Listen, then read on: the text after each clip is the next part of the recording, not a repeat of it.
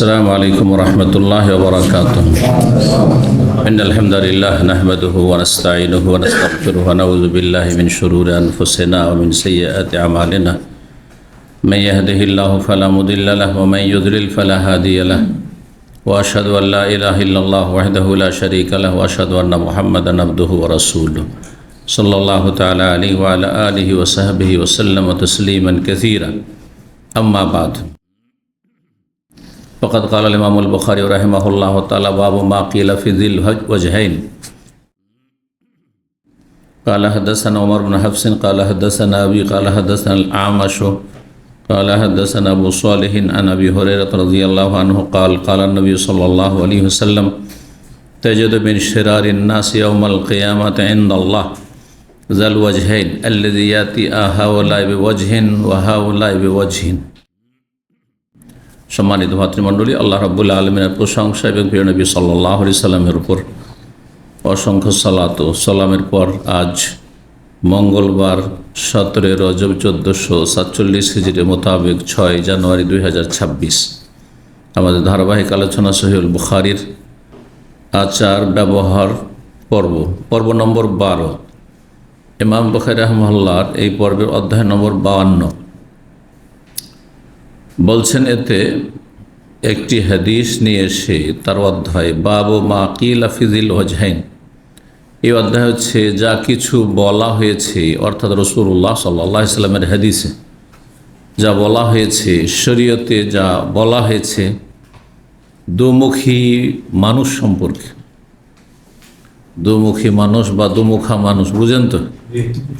হ্যাঁ, দুমুখা মানুষ হচ্ছে মুনাফিক, কপট।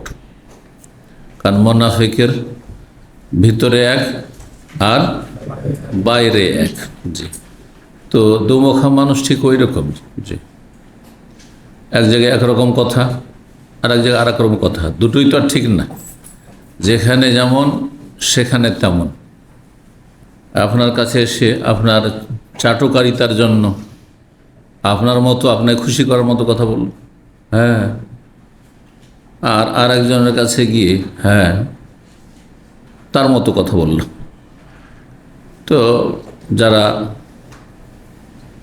চাটুকার, চামচামি করা বদ অভ্যাস, তারা হচ্ছে দ্বিমুখী। ভালো মানুষের কাছে ভালো প্রশংসা, আর খারাপের কাছে গিয়ে ওর সাথেও আছে। অনেক মানুষ এরকম আছে, ও সমাজ দেখে কথাবার্তা বলে, কিন্তু সবার সাথে বসে, সবার সাথে ওর খাতির। শুধু বসা নয়, দিনের দাওয়াতের জন্য যদি খারাপ লোকের কাছে প্রয়োজনে বসেন সেটা দোষণীয় নয়, কিন্তু দিনের খাতিরও নয়, তার দুনিয়ার স্বার্থে দুমুখী আচরণ। আপনার বন্ধুর সাথেও হ্যাঁ তার খাতির, আর আপনার সাথেও খাতির, আর আপনার শত্রুর সাথেও খাতির। হ্যাঁ, আপনার সাথে আপনার মতো যারা, তাদের সাথেও খাতির, দুনিয়ার গরজ আছে বললে। আর যারা আপনার বিরোধী, দিনের ক্ষেত্রে, আকিদার ক্ষেত্রে বেদাতি, তাদের সাথেও খাতির। যাদেরকে আজকালকার ভাষায় গোল আলু বলা হচ্ছে, এরা দ্বিমুখী লোক। গোল আলু কেন বলা হয়েছে? একেতে গোল, সব জায়গায় সেট হবে। দুই নম্বর কথা, আলু এমন একটা তরকারি যে কোনো তরকারিতে দেওয়া যাবে, মাছে দেওয়া যাবে, গোস্ত দেওয়া যাবে, ও শাকসবজিতেও দেওয়া যাবে, সব কিছুতে দেওয়া যাবে। হ্যাঁ, সব কিছুতে চলে। তো এ হচ্ছে গোল আলু কথাটি, ওই যে দ্বিমুখী লোক, বেদাতির সাথে বেদাতির মতো, বেদাতি স্টেজে, আর আহলে হাদিসদের স্টেজে আহলে হাদিসদের মতো। এই জন্য এক জামানা ছিল, আমরা ওই যুগটা পেয়েছি যৌবনকালে, কিছু বক্তা ছিল যাদের মানহাজ ছিল সব ঠিক, যাদের আদর্শ হচ্ছে সব ঠিক, এইটাও ঠিক ওইটাও ঠিক, কথা বলছেন না, সবাইকে খুশি করা। যখন তার রাজশাহী চাঁপাইনবাবগঞ্জ আসতো হ্যাঁ বক্তব্য করতে, তখন দুরুদ ইব্রাহিমে পড়তো মজলিস। আল্লাহ তাদের আলোচনাতে আছে। এই এলাকায় যখন ওয়াজ করতো তখন বলতো আল্লাহুম্মা সাল্লি আলা মুহাম্মাদ ওয়া আলা আলি মুহাম্মাদ কামা সাল্লাইতা আলা ইব্রাহিম ওয়া আলা আলি ইব্রাহিম ইন্নাকা হামিদুম মাজিদ। আর সুরসার করতো না, আর সবাইকে বলতো না যে মহব্বতের সাথে পড়েন, আপনারা দুরুদ ইব্রাহিম পড়েন, সুন্নতি দুরুদ পড়েন, এরকম বলতো। আর যখন চলে গেল বেদাতি এলাকায়, হ্যাঁ যেসব এলাকায় বিদাতিদের সংখ্যা বেশি, তখন ওখানে গিয়ে ওই মেহরুল্লাহ মুন্সি পাবনার উর্দু শুরু করে দিল, ওয়াজ মাহফিলের বেদাতি দুরুদ, আর শুরু করে দিল আল্লাহুম্মা, যে সুর করে বলো না, সাল্লি আলা সাইয়্যিদানা বালাগাল ওলা বিকামালিহি কাশাফাদ দুজা বিজামালি, শুরু করে দিল এইরকম। তারপরে সব স্টেজ আছে। একসময় আহলে হাদিসদের এত বসেছে, সৌদি আরব দাওয়ার কাজ করেছে, তখন সৌদি আরবের মতো কথা বলেছে, আর এখানে তৌহিদের আলোচনা করেছে। আর এখন সবার সাথে বসে, ও জামাতের সাথে বসে, তবলিগীদের সাথে বসে, দেওবন্দি কওমিদের সাথে বসে কথা বলছে, এমনকি বেরেলবির সাথে বসতে, ফুলতুলির সাথে বসতে পারে, কোনো অসুবিধা নেই। এটিকে বলা হচ্ছে তাদের ভাষায় আজকাল কি বলছে জানেন, যে হুদাইবিয়ার সন্ধি। আরে হুদাইবিয়ার সন্ধি অমুসলিম কাফেরদের সাথে হয়েছিল। তো এই যে বেদাতিদের সাথে বসে, এরা কি কাফের নাকি? এদের সাথে বসছে কেন? এদের সাথে বসা মানে দিনের ক্ষেত্রে ছাড় দেওয়া, যে তোমাদের বেদাতটাও ঠিক, মেলাদও ঠিক, কিয়ামও ঠিক, আর তোমাদের একামতের দিন মানে ক্ষমতা, এটাও ঠিক, সব ঠিক। আর আল্লাহর রাস্তায় বেরিয়ে যাও, আল্লাহ কোরআনে বলেছেন উখরিজাতিল লিন্নাস, মানে চিল্লাও ঠিক, সব ঠিক। এগুলো হচ্ছে জিল ওয়াজহাইন। আকীদা মানহাজের ক্ষেত্রে জিল ওয়াজহাইন, দুই মুখী লোক, আর আচার ব্যবহারও দ্বিমুখী লোক। ইসলামিক সেন্টারে আসে, আবার ওইদিকে বেদিন বেনামাজিদের সাথেও বসে, বুঝছেন না? যারা বিড়ি সিগারেট খায়, ধূমপান করে, ওদের মজলিসও বসে, ওখানেও বসে আছে। সেখানে এমন লোক আছে এইরকম, ওখানে বসে থাকতে পারে। একজন কী করে বসতে পারে? যে ফেরেশতাকে ভালোবাসে, ফেরেশতা যে গন্ধ বরদাস্ত করতে পারেন না, সে বিড়ি সিগারেট মজলিসে কী করে বসতে পারে? দুই মুখীর লোক, দুনিয়ার স্বার্থে। এইখানেও যে বসেন তো দুনিয়ার স্বার্থে, এটা হচ্ছে দ্বিমুখী লোক, আল্লাহ সন্তুষ্টির জন্য নয়। জি, আপনার ব্যবসা বাণিজ্য বাধ্য করছে এমনও কিছু নয়, কিন্তু আপনি শখ করে আপনি খারাপ লোকের সাথে আপনি খাতির রাখছেন, এটা হচ্ছে দ্বিমুখী আচরণ। কিন্তু দুনিয়ার ব্যবসা বাণিজ্যের খাতিরে আপনার লেনদেন আছে তাদের সাথে, সেই জন্য কাফেরদের সাথে ব্যবসা বাণিজ্য করা যাবে, ওই রকম অসৎ লোক পাপীদের সাথে ব্যবসা বাণিজ্য করা যাবে, সেটা ভিন্ন বিষয়। যতক্ষণ তার সাথে কথা বলাবো ততক্ষণ কথা বলবো, কিন্তু খারাপকে খারাপ বলে ঘৃণা করব অন্তর থেকে। আর দ্বিমুখী যারা, তারা ঘৃণা করেন না, তারা দেখে দুনিয়ার আমার ব্যক্তি স্বার্থ কোথায় আছে, যেখানে স্বার্থ সেখানে বসে। এটি খুব নিকৃষ্ট চরিত্র। এই যে রাসূলুল্লাহ সাল্লাল্লাহু আলাইহি ওয়াসাল্লাম এদেরকে নিকৃষ্ট মানুষ বলেছেন। হাদিস বর্ণনা করেছে আবু হুরায়রা রাদিয়াল্লাহু তাআলা আনহু। তিনি বলেন, নবী সাল্লাল্লাহু আলাইহি ওয়াসাল্লাম বলেছেন, তাজিদু মিন শিরারিন নাস ইয়াউমাল কিয়ামা ইনদাল্লাহ, মানুষের মাঝে সবচাইতে নিকৃষ্ট পাবে তুমি দেখতে কিয়ামতের দিনে আল্লাহর নিকটে। কার কাছে নিকৃষ্ট? আল্লাহর নিকটে। কারণ সেখানেও তার দুনিয়ার কোনো ক্ষমতা থাকবে না, সবাই তো আল্লাহর গোলাম, অসহায় হাজির হবে। আজকালকার রাজা আর যারা ধনকু, আর যারা গরিব পথের ফকির, সবাই সেখানে ইনকুল্লু মান ফিস সামাওয়াতি ওয়াল আরদি ইল্লা আতির রহমান আবদা, সূরা মারিয়াম বলছে, আসমান জমিনে যে কেউ আছে সব আল্লাহর সামনে আবদ হয়ে, গোলাম হয়ে হাজির হবে। সেখানে আমির গরিবের পার্থক্য থাকবে না, কিচ্ছু থাকবে না। তো সেখানে আল্লাহর নিকটে যে ভালো সেই হচ্ছে ভালো, আর আল্লাহর নিকটে যে নিকৃষ্ট সে সবচেয়ে বেশি নিকৃষ্ট, হতভাগা, কারণ জাহান্নামে যেতে হবে। তুমি পাবে মিন শিরারিন নাসে, সবচেয়ে নিকৃষ্ট মানুষ কিয়ামতের দিনে, ইনদাল্লাহ, আল্লাহর নিকটে। কাকে? জাল ওয়াজহাইন, দ্বিমুখী লোককে, দুই মুখা মানুষকে। তারা কারা? বলছে আল্লাযী ইয়াতি হাওয়ালা বিওয়াজহিন ওয়া হাওয়ালা বিওয়াজহিন, যারা এক চেহারা নিয়ে একরকম আচার আচরণ এদের সাথে মিশে, আবার ওদের সাথে আর এক রকম আচার আচরণ নিয়ে মিশে। এদের এখানেও তাল দেয়, ওখানেও তাল দেয়। ধর্মীয় ক্ষেত্রে হোক অথবা পার্থিব্য ক্ষেত্রে হোক, ধর্মীয় ক্ষেত্রে আরও বেশি মারাত্মক, কারণ এতে মানুষ ধোঁকা খেয়ে যাবে। আমি আপনাদের সাথে সেই আকীদা মানহাজের লোকদের সাথেও বসি, আর যদি বেদাতীদের অনুষ্ঠান হচ্ছে, মাহফিল হচ্ছে, সেখানেও স্টেজে গিয়ে বিরাজমান থাকি, তাহলে মানুষ জাহান্নামে চলে যাবে। বুঝতেই পারবে না যে কাদের সাথে সম্পর্ক রাখতে হবে, কাদের থেকে এলেম নিতে হবে, কাদের থেকে নিতে হবে না। আব্বা যে শেখ যখন বসেছেন তো তাদেরও মধ্যে কল্যাণ আছে, না হলে কেন বসবেন? এই জন্য বেদাতীদের স্টেজে বসা জায়েজ নয়, ওতে বেশি ক্ষতি রয়েছে। দুনিয়াদারদের স্টেজে বসলে কেউ অত ধোঁকা খাবে না। খুব বেশি বলবে যে উনি একজন ভালো মানুষ, আলেম মানুষ, নেক মানুষ। এই যারা দুনিয়াদার তাদের স্টেজে কেন? কিন্তু সবাই যারা দুনিয়াদার ওরা আমাদের ধর্মীয় আদর্শ নয়, ঠিক না? কিন্তু বেদাতিগুলোকে ধর্মীয় আদর্শ অনেকে মনে করে, বরং অধিকাংশই মনে করে। এই জন্য বেদাতিদের সাথে বলছে বৃহৎ কিসের জন্য? স্বার্থে, বৃহৎ স্বার্থে তাদের স্টেজে আমরা গিয়েছিলাম। কিছুই স্বার্থে হাসিল করতে পারে, নিজের স্বার্থ সেখানে কোরবানি করে চলে এসছে। দেখছেন আমাদের যেসব ভাইয়েরা তাদের স্টেজে গিয়েছে, কিছুই পানি তাদের থেকে তাদেরকে ব্যবহার করা হয়েছে, বরং এতে বহু মানুষ বিভ্রান্ত হয়েছে মানহাজ সম্পর্কে, যার ফলে কার কাছ থেকে এলেম নিতে হবে, কার আলোচনা শুনতে হবে সোশ্যাল মিডিয়াতে, মানে কি অধিকাংশই বুঝে না, তো সবারই শোনে। এরা কখনো হেদায়েত পায়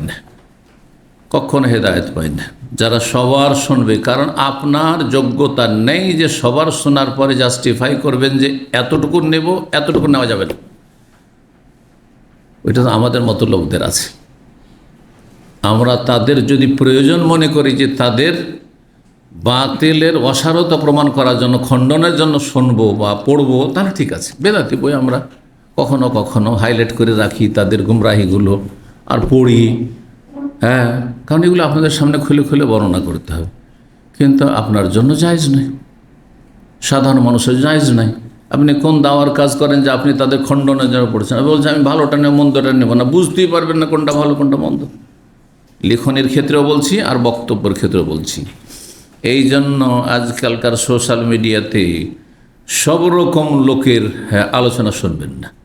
আপনি যাদেরকে কোরআন সুন্নাহর আলেম মনে করেন তাদের থেকেই শুধু শুনবেন, তাদের থেকে শুনবেন। এতে হবে কি, অল্পতে হেদায়েত পাবেন, রাস্তাটি আপনার সামনে সুস্পষ্ট ক্লিয়ার থাকবে, জান্নাতের রাস্তা। জি, আল্লাহ বুঝার তৌফিক দান করেন। 53 নম্বর অধ্যায় বলছেন বাবু মান আখবারা সাহেবাহু বিমা ইউকালু ফি। এই অধ্যায় হচ্ছে কোনো ব্যক্তি যদি নিজের সঙ্গীকে কোনো একটি বিষয় সম্পর্কে জানিয়ে দেয় যা তার সম্পর্কে বলা হয়েছে, মানে অন্য কেউ তার সমালোচনা করেছে, তার সঙ্গীর সমালোচনা করেছে বা বদনাম করেছে, নিন্দা করেছে। তিনি ভালো মানুষ, আপনার সঙ্গে ভালো মানুষ, কিন্তু তার নিন্দা করেছে, গীবত করেছে, তার দোষ চর্চা করেছে। এটা আপনার বন্ধু মানুষ, আপনজন, প্রিয়জন শোনার পরে যে ভালোবাসে আল্লাহর জন্য, আপনাকে আল্লাহর দিনের জন্য, সে যদি আপনাকে বলে দেয় যে আপনার সম্পর্কে অমুক এইরকম বিরূপ মন্তব্য করছিলেন, তো এটা গতকালকের আলোচনাতে একটা বিষয় গেছে, চুগলখড়ি, কথা লাগানো। কিসের জন্য? ফাসাদ সৃষ্টি করার জন্য। বাহ্যিক তো তার আওতাতে পড়ে, তো যদি চুগলখড়ির আওতাভুক্ত হয় তাহলে চুগলখড়ি তো হারাম, তাই না? চুগলখড়ি করে কথা লাগানো, ঝগড়া লাগাবার জন্য, যাতে ফিতনা সৃষ্টি হয়ে যায়, বিবাদ সৃষ্টি হয়ে যায়, এটি হচ্ছে নামিমা, চুগলখড়ি। আর চুগলখড়ি করা হচ্ছে কাবিরা গুনাহ, হারাম। তাহলে কি বলা যাবে আমার সম্পর্কে ধরেন কি একজন দোষ চর্চা করছে, আর আপনি জানছেন যে এই দোষ নেই, এটাকে তিলকে তাল করা হয়েছে। আপনি শোনার পরে যদি আল্লাহ সন্তুষ্ট জন মনে করেন যে আমাকে এসে কথাটি লাগিয়ে দেব, তো এটা কি চুগলখড়ি হবে না জায়েজ হবে? জায়েজ। যদি ভালো মানুষ সম্পর্কে বলা হয় তাহলে কথা লাগানো যাবে, কথা লাগানো যাবে, যাতে করে এই রকম অসৎ লোক যারা মিথ্যাচার করে অথবা তিলকে তাল করে সামান্য কিছুকে অনেক বড় করে হাইলাইট করে, তাদেরকে প্রতিহত করা যায় এবং তাদের অপপ্রচারকে ব্যর্থ করা যায়। বুঝতে পারছেন না? কিন্তু যদি দেখেন যেন দুইজনে মারামারি লেগে যেতে পারে, ঝগড়া লেগে যেতে পারে, যদি আমি এই কথাটি ওর কাছে পৌঁছে দিই তাহলে মারামারি শুরু হয়ে যাবে, ঝগড়া লেগে যাবে, সমাজে বড় বিবাদ শুরু হয়ে যাবে, অশান্তি হবে, তাহলে তখন জায়েজ না। এই জন্য চুগলখড়ির সংজ্ঞায় বলেছি নাকলু কালামের নাস, আলা জেহাতিল ইফসাদ, মানুষের কথা লাগানো ফাসাদ সৃষ্টি করার জন্য। আপনার এখানে ফাসাদ সৃষ্টি করার উদ্দেশ্য নেই, বরং অপপ্রচার বন্ধ করার জন্য। কেন মিথ্যাচার করা হচ্ছে? কেন সামান্য বিষয়কে অনেক বড় করা হচ্ছে? বুঝা গেছেন? যাতে করে আবার দল পাকাইতে না শুরু, এবার দল পাকায় কিন্তু একটা তখন গ্যাং তৈরি হয়ে যায়, ওদেরকে দলবল নিয়ে একটা গ্রুপ তৈরি করে ফেলেছে শুধু অপপ্রচারের জন্য। আর কিছু বোকা লোক আছে, বন্ধু মহল, তার যা বলে সেটা হ্যাঁ ও দোষ আছে তো, কথা বুঝতে পারছেন? অথচ যে কোনো দোষের কথা কারো শুনলে আল্লাহ বলছেন ফাতাবাইয়ানু ইন জাআকুম ফাসিকুন বিনাবাইন, সূরা হুজরাতে, কোনো অজ্ঞাত পরিচয় ব্যক্তি, ইমানদার নয়, পরেশগার নয়, সে যদি কোনো সংবাদ তোমার কাছে নিয়ে আসে কারো সম্পর্কে, আবুল কাসেমের মধ্যে এই দোষ আছে, এই সংবাদটা পেলেন আপনি, হুট করে তখন আপনি আপনার বন্ধু মহল 2-4-5 জন তাদের সাথে আলোচনা শুরু করে দিন, ভাই এরকম তো শুনে এলাম, লোক তো খারাপ, খুব খারাপ কথা শুনলাম, চলবে? আল্লাহ ফাতাবাইয়ানু, তদন্ত করো, যদি তোমার প্রয়োজন হয় যে বিষয়টি যাচাই বাছাই করবো তাহলে তদন্ত করে কথা বলো, আর না হলে সেখানে ঢেকে রেখে দাও। তোমার এতে কী স্বার্থ আছে? তোমার কোনো লাভ নেই এতে। তুমি কি তার সংশোধন করতে চাও? খামাখাতে মানুষের গীবত করুক আর চুগলখড়ি করুক, এই দুই হারাম কাজ হোক, এই কাজে তোমাকে ব্যস্ত হওয়ার জন্য আল্লাহ পয়দা করেছে। আরে তুমি তো ইবাদতবন্দি করো, এলেম শিখো, আমল করো। যদি তোমাকে যাচাই বাছাই করতে ইচ্ছা হয় তাহলে করো, কিন্তু এমনিতে যাচাই বাছাই ছাড়াই বর্ণনা করা শুরু করবে শুধু শুনে শুনে, তাহলে তুমি আর এক মিথ্যুক, আর এক হাদিস ফিট হবে, কাফা মিলমার একাজেবান আই ইউহাদ্দিসা বিকুল্লি মা সামিয়া।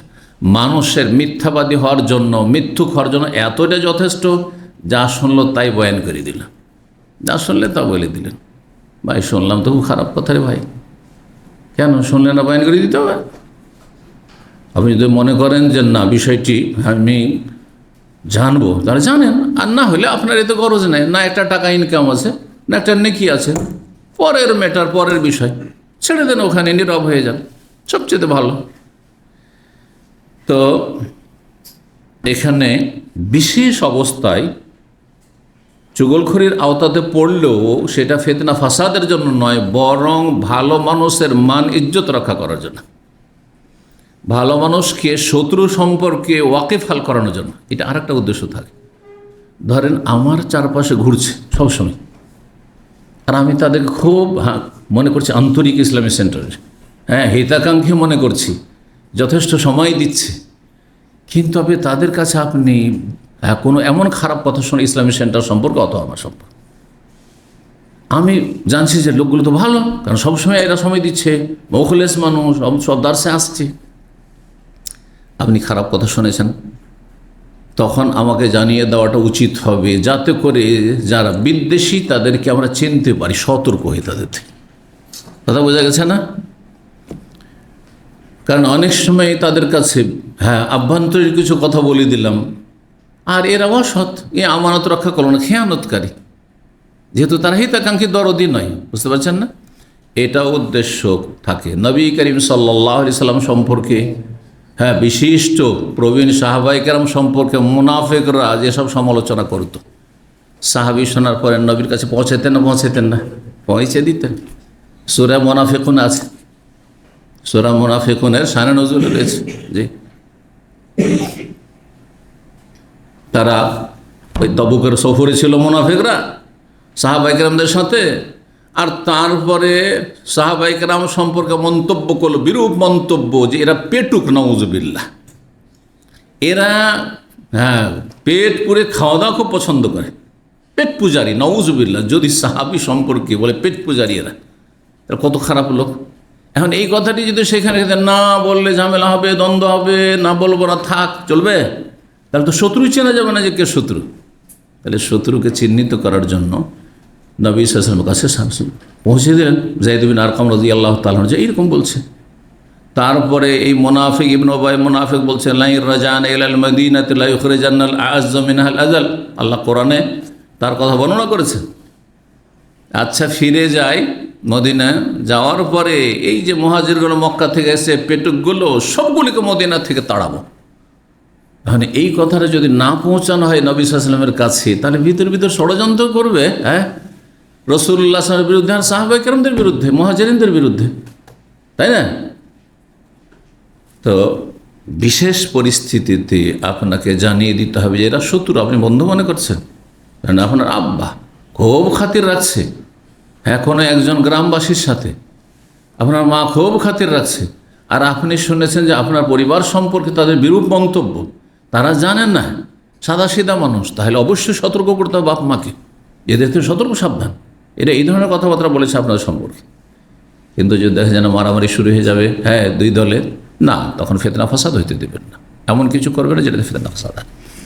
সংশোধনমূলক উদ্দেশ্য যদি থাকে অথবা কারো অনিষ্ট থেকে রক্ষা করা থাকে উদ্দেশ্য, ভালো উদ্দেশ্য এগুলো, তাহলে একজনের কথা আরেকজনকে লাগানো যাবে, যে কথাটি বলছিলাম। এই অধ্যায়টি ইমাম বুখারী এই জন্য নিয়ে এসেছেন যে এটা চুগলখড়ির অন্তর্ভুক্ত, হারামের অন্তর্ভুক্ত নয়, বরং অনেক সময় সেটি জায়েজ আর অনেক সময় ওয়াজিব, না বললে ক্ষতি হয়ে যাবে।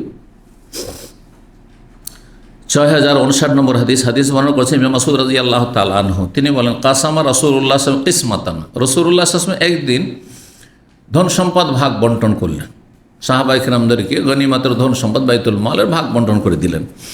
ফাকাল রাজুল আনসার, জনৈক আনসারী লোক, আনসার বংশের কিন্তু ছিল মুনাফিক, কারণ মুনাফিকরা তো আনসারী বংশেরই ছিল, আওস খাজরাজ বংশেরই ছিল।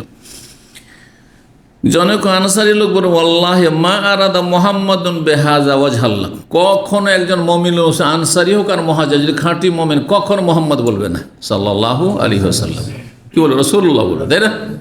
আর এইরকম খারাপ কথা বলতে পারে না নবী সাল্লাল্লাহু আলাইহি ওয়াসাল্লামের শানে।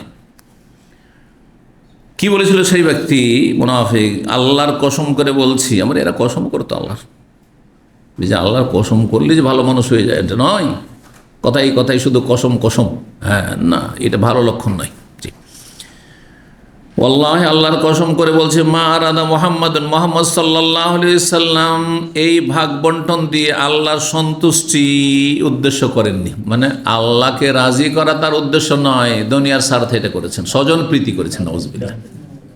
যেমন তেমন কথা, যেমন তেমন কথা নাকি, অবশ্যই মারাত্মক কথা। জি, যারা আমাদের ইসলাম সেন্টার এরকম হয়েছে, আপনাদেরকে বলি অবগতির জন্য, কারণ কিছু অসৎচক্র মাঝে মধ্যে থাকতে পারে, যারা সবসময় খেদমত করত, এর আগে যারা খেদমত করেছে, যথেষ্ট সময় দিয়েছে, এই নয় যে 27 বছর আগে থেকে এখন পর্যন্ত কন্টিনিউ আছে, কেউ 2 বছর 3 বছর করেছে চলে গেছে, আবার 2-3 বছর 5 বছর 10 বছর করেছে চলে গেছে, বুঝছেন না? পুরোনোগুলো খুব কমই আছে।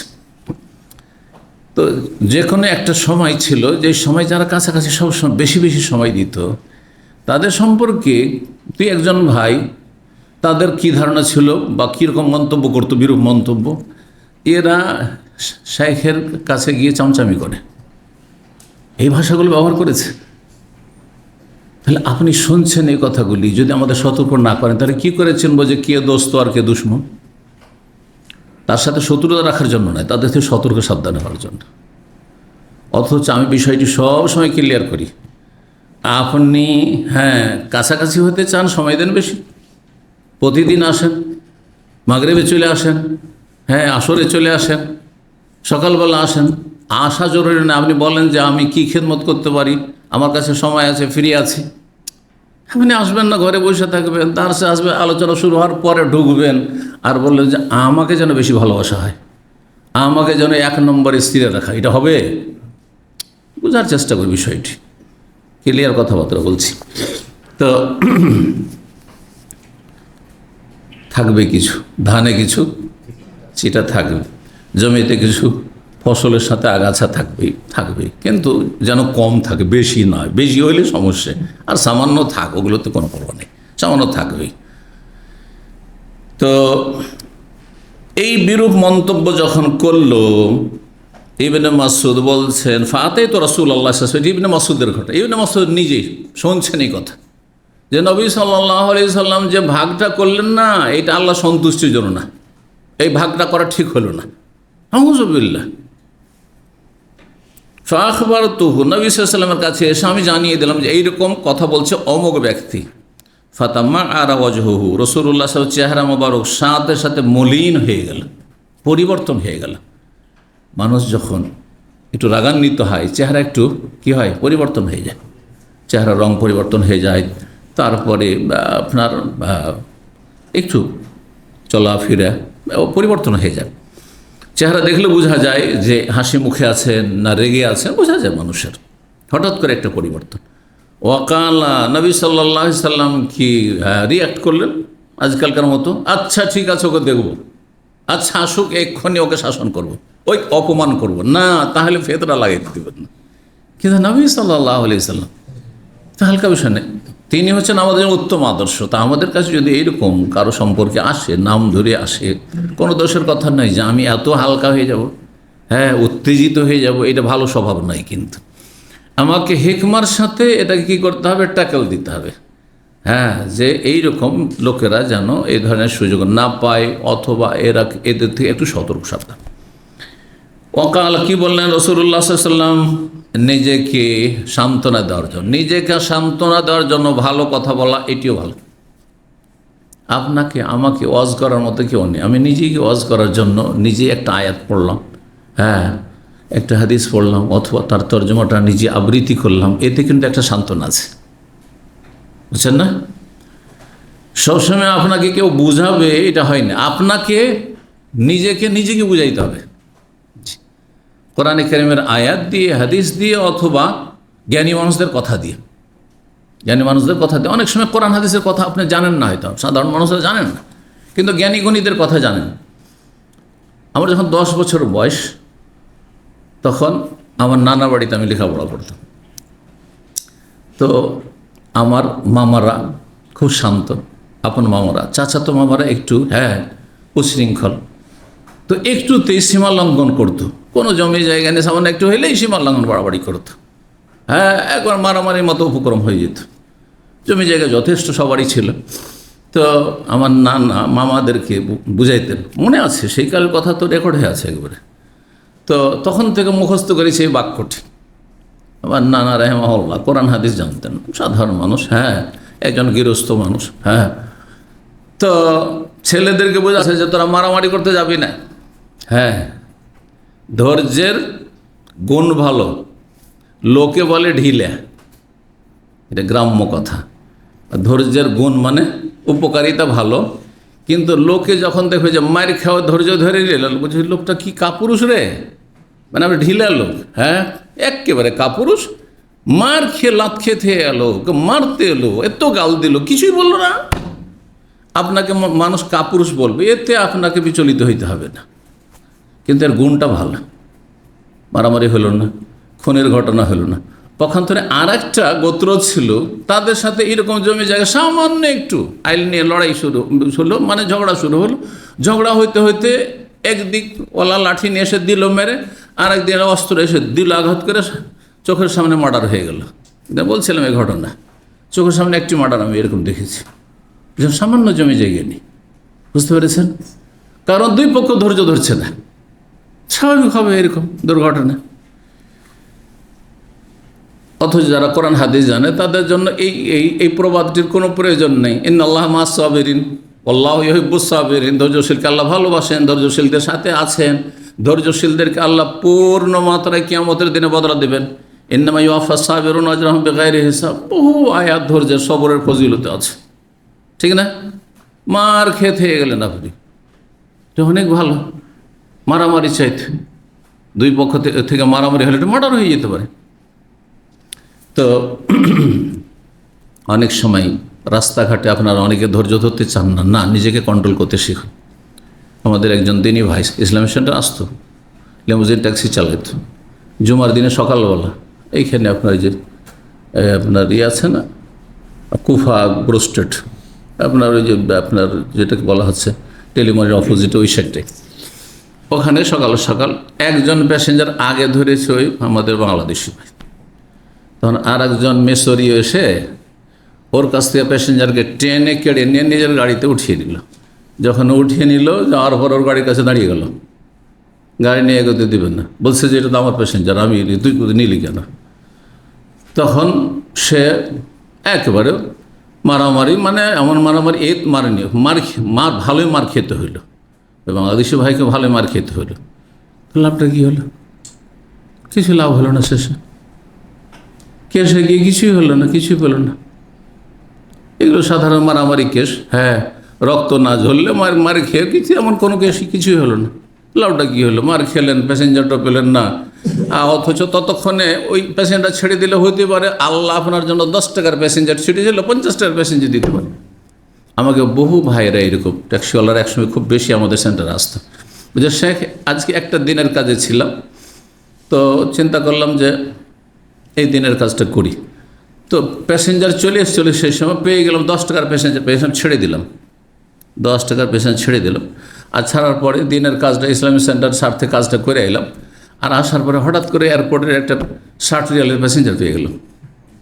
এটা হচ্ছে ঈমান, ইয়াকিন, যে আল্লাহ সন্তুষ্টির জন্য কিছু কাজ করলে আল্লাহ যে উত্তম বিকল্প দিতে পারেন সক্ষম, এতে কোনো সন্দেহ নেই।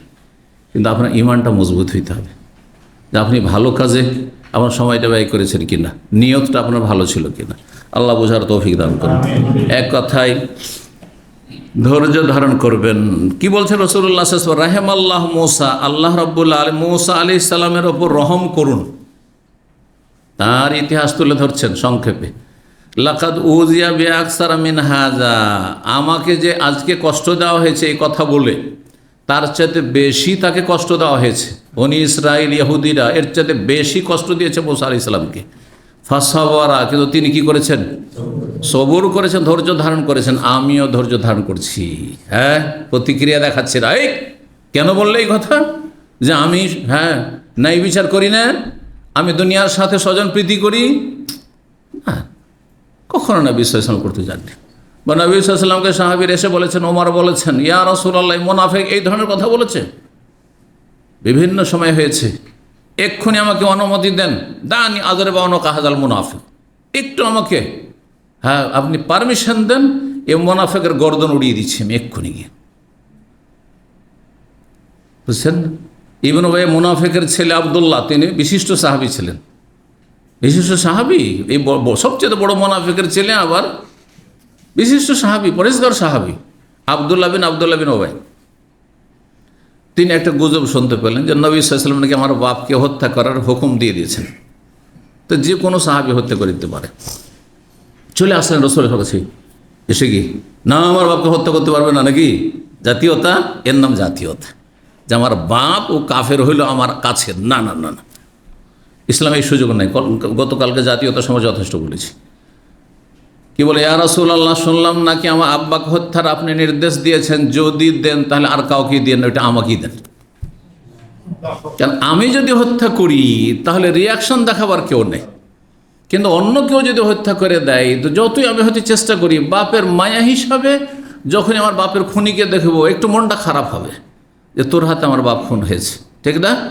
এইটা যেন না হয়। এখানে আমার ইমানের পরীক্ষা তখন। তা আমি এই ইমানের পরীক্ষা পড়তে চাই না। কেমন ইমান ছিল তারা চিন্তা করে, যে আমি হত্যা করবো আমার বাপকে, সে আল্লাহর দুশমন, রসুলের দুশমন, ইসলামের দুশমন, সে আমার কেউ না। আল্লাহু আকবার। কিন্তু নবী সাল্লাল্লাহু আলাইহি ওয়াসাল্লাম কি বলেছেন? না, চলবে না, কোনো মুনাফিককে হত্যা, কোনো মুনাফিকের নবী সাল্লাল্লাহু আলাইহি ওয়াসাল্লাম হত্যা করেননি। মুসলিম সমাজে যেসব নাস্তিকগুলিকে অনেকেই হত্যা করে ফেলে, অথবা মুশরিক, মাজার পূজারী কে হত্যা করেছে, এগুলো হারাম। যে নবী সাল্লাল্লাহু আলাইহি ওয়াসাল্লাম বাহ্যিক যারা মুসলিম মুনাফিক, তাদের কাউকে একজনকে হত্যা করেন। কেন? যাতে ইসলামের শত্রুরা সুযোগ না পায়। লে আল্লাহ ইয়কাল ইন্না মুহাম্মাদান ইয়াকতুলু আসহাবু, মোহাম্মদ কেমন মানুষ, কেমন পাষাণ মানুষ, কেমন নিষ্ঠুর মানুষ, যে নিজের সাথী সঙ্গীকে খুন করছে। মানুষ তো বুঝবেন না যে এটা মুসলিম না, এটা নাস্তিক, ইসলামের দুশমন। জন্মসূত্রে যারা কাফের তার চাইতে নিকৃষ্ট এই নাস্তিক। মানুষ তো বুঝবেন এ মুশরিক, মাজার পূজারী, লক্ষ লক্ষ লোকে মাজার পূজা করাচ্ছে, এ হচ্ছে ইবলিশ, শয়তান। মানুষ বুঝবেন, মানুষ বলে এ তো একজন আলেম, এই আলেমকে খুন করে দিল। কথা বুঝতে পারছেন? এই জন্য জায়েজ না, কোনো মুনাফিককে নবী সাল্লাল্লাহু আলাইহি ওয়াসাল্লাম হত্যা করার নির্দেশ দেননি। এই জন্য যারা মুসলিম দেশে রাসূলুল্লাহ সাল্লাল্লাহু আলাইহি ওয়াসাল্লামকে গালমন্দ করেছে অথবা আল্লাহকে গাল দিয়েছে, ইসলামের বিরুদ্ধে কোনো বিরূপ মন্তব্য করেছে, হ্যাঁ, রাতের অন্ধকারে দিয়ে হত্যা করে, এটা ইসলামের তরিকা নয়। এতে ফিতনা ফাসাদ সৃষ্টি হবে। জি। 54 নম্বর অধ্যায় বা মা ইউকরাহু মিনাত তামাদুহ। এই অধ্যায় হচ্ছে নিন্দনীয় হচ্ছে কারো প্রশংসা করা চোখের সামনে, চোখের আড়ালে প্রশংসা করেন, কিন্তু আসল হচ্ছে চোখের সামনে কারো যদি গুণগান করেন এটা নিন্দনীয়, এটা আসল। ব্যতিক্রম জায়েজ রয়েছে, সব কিছু কিন্তু ব্যতিক্রম আছে। যারা গ্রামার পড়েছেন, হ্যাঁ, যে কোনো ভাষার দেখবেন গ্রামারের কিছু কায়দা আছে, হ্যাঁ, কায়দা আছে, সার্কুলার আছে, কিন্তু তার কি আছে, হ্যাঁ, এক্সেপশনাল, এগুলো ব্যতিক্রম, এগুলো ব্যতিক্রম। জি। তো ঠিক ওই রকমই শরীয়তের যে ফিকহের বিধান, ফিকহে মাসলা মাসাইল, একটা হচ্ছে আসল, হ্যাঁ, মাসলা, কিন্তু মাসলার ব্যতিক্রম কিছু আছে। যেমন বললাম চুগলখড়ি করা হারাম, এটা হচ্ছে আসল, কিন্তু হ্যাঁ, বিশেষ ক্ষেত্রে বৃহৎ স্বার্থে, যেখানে ইসলাম আপনার স্বার্থ না, ইসলামের স্বার্থে আল্লাহর সন্তুষ্টির জন্য চুগলখড়ি করা জায়েজ, অনেক সময় ওয়াজিব। যেমন নবী সাল্লাল্লাহু আলাইহি ওয়াসাল্লামের কাছে এসে বলে, ইয়া রাসূলুল্লাহ, এই লোক বলেছে এইরকম আপনাকে, ঠিক না? গীবত করা হচ্ছে হারাম, কিন্তু কখনো ওয়াজিব। ব্যতিক্রম হচ্ছে কখনো ওয়াজিব, কখনো জায়েজ। গতকালকেও বলেছি গীবতের আলোচনা বা তার আগের আলোচনা যখন এসছে। তো সামনে প্রশংসা করলে অধিকাংশ মানুষ হচ্ছে হালকা, বেলুনের মতো। প্রশংসাগুলো বেলুনের মতো ফুলে যাবে, আর যদি বেলুনের মতো ফুলে যায় তো বাস্ট হয়ে যাবে, হ্যাঁ, বাস্ট হয়ে মানে অহংকারী হয়ে যাবে, নষ্ট হয়ে যাবে, বুঝছেন না? এই জন্য সামনে প্রশংসা না করে যদি জানেন যে লোকটি ভালো, চোখের আড়ালে প্রশংসা, আপনি যদি তার হিতাকাঙ্ক্ষী হন তাহলে চোখের আড়ালে প্রশংসা করবেন, হ্যাঁ, যাতে করে তার মান সম্মান বাড়ে। কিন্তু সামনে প্রশংসা করা এই অধিকাংশ ক্ষেত্রে চাটুকারিতা কাজ করে। আপনি সামনে প্রশংসা করে কিছু স্বার্থ হাসিল করতে চাইছেন, তার থেকে তার অন্তর্জয় করতে চাইছেন, তার ভালোবাসা হাসিল করতে চাইছেন, অথবা তার কাছ থেকে কিছু চাইছেন। মন্ত্রী, মিনিস্টারের, এমপির, চেয়ারম্যানের সামনে গিয়ে প্রশংসা করে, চেয়ারম্যান সাহেব, হ্যাঁ, আপনি না হইলে এলাকায় শান্তি থাকবে না, আর পিছনে গিয়ে বলছি আল্লাহর দুশ্মন, জাতির দুশ্মন। মুনাফিকি কথা এগুলো, তাই না? আচ্ছা, যদি এটা নাও করেন, আপনি সত্যি সত্যিও বলেন, তবুও কিন্তু এই জাহেল চেয়ারম্যান, এই জাহেল এমপি, দিন সম্পর্কে জ্ঞান নেই, ও ফুলে বাস্ট হয়ে যাবে। আরে বাপরে, আমার মতো কোনো নেতাই নেই, বুঝতে পারছেন না? এই জন্য সামনে প্রশংসা করা ভালো না, ইউকরাহু, ঘৃণিত হচ্ছে সামনে প্রশংসা করা। কিন্তু বিশেষ পরিস্থিতি যদি বুঝেন যে উনি এত আল্লাহ ভীরু যে ওনার বাস্তবতা যদি ওনার সামনে তুলে ধরি তো ওনার মধ্যে অহংকার আসবে না, আরও নমনীয় হয়ে যাবে, আরও চোখে পানি চলে আসবে আল্লাহ শুকরিয়া আদায় করতে গিয়ে, তাহলে বলা জায়েজ আছে, হ্যাঁ। অথবা বিশেষ বিশেষ ক্ষেত্রগুলিতে প্রশংসা করা যায়, যেখানে প্রয়োজন আছে এই সময়টাই তার প্রশংসা করার। তো আশা করি বুঝতে পেরেছেন। 6060 নম্বর হাদিস বর্ণনা করেছেন ইবনে আবি বুরদা, আবু মুসা আশআরী রাদিয়াল্লাহু তাআলা আনহু থেকে 3 নম্বর, সামিআন নবী রাজুলান, নবী সাল্লাল্লাহু আলাইহি ওয়াসাল্লাম জনক ব্যক্তি থেকে শুনতে পেলেন, ইউসনি আলা রাজুল, আরেকজন লোকের সে গুণগান করছে, প্রশংসা করছে, ওয়ুতরি হে ফিল মিদহাতে, আর খুব, হ্যাঁ, বাড়াবাড়ি করে প্রশংসা করছে, বাড়াবাড়ি করে প্রশংসা মানে অতিরঞ্জন। এখন আমার প্রশংসা করতে করতে যদি বলেন বাংলাদেশে এইরকম কোন আলেম নেই, তিনি একবারে আজকালকার জামানার ইমাম আর অমুক আর তমুক, তো এটা তো অন্যায় কাজ করছেন আপনি, বুঝতে পারছেন না? এত বাড়াবাড়ি কিসের আছে? কাকে খুশি করতে চান আপনি? আল্লাহকে খুশি করতে চান, ও আমাকে খুশি করতে চান? না, খবরদার না, এই কাজ করবেন না, এটা চাটুকারিতা।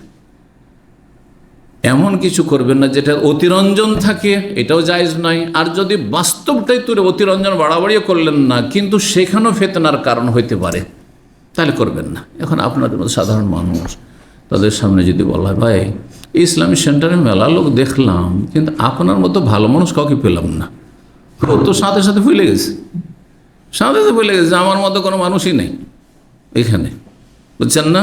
না, এভাবে প্রশংসা করবেন না, চোখের আড়ালে বলে যে লোকটি ভালো, লোক ভালো, তাকে ভালো জানে, ওর সামনে বলিয়েন না। জি। হাদিস বর্ণনা আবু মুসা আশআরী রাদিয়াল্লাহু তাআলা আনহু, নবী সাল্লাল্লাহু আলাইহি ওয়াসাল্লাম শুনতে পেলেন ঘটনা, যে এক লোক আর এক লোকের কি করছে, প্রশংসা করছে, এবং ইউতরি হে মানে অতিরঞ্জন করছে, ফিল্মি ধাতে প্রশংসায় বাড়াবাড়ি করে প্রশংসা করছে। ফাকালা বললেন নবী সাল্লাল্লাহু আলাইহি ওয়াসাল্লাম আহলাকতুম, এই লোকটিকে ধ্বংস করে দিলে। যার বেশি প্রশংসা করলে তাকে কি করলে, ধ্বংস করে দিলে। কারণ সে অহংকারী হয়ে যাবে, সে ভাববে আর আমার মতো মদিনায় কেউ নেই মনে হয়, হ্যাঁ আমার মতো মানে আমার বংশে কেউ নেই না। আওকাতা তুম বর্ণকারী আওকাতা তুম জাহারা রাজলে, এই লোকের মেরুদণ্ড তুমি ভেঙে দিলে। কাতা মানে কেটে দাও, তো মেরুদণ্ড যেহেতু বাংলাতে কেটে দেওয়া হয় না, ভেঙে দেওয়া হয়। হ্যাঁ, আর জাহার মানে পিঠ, মেরুদণ্ড, মেরুদণ্ড কি করলে, ভেঙে দিলে। তাহলে একজনের প্রশংসা করা মানে তার মেরুদণ্ড ভেঙে দেওয়া।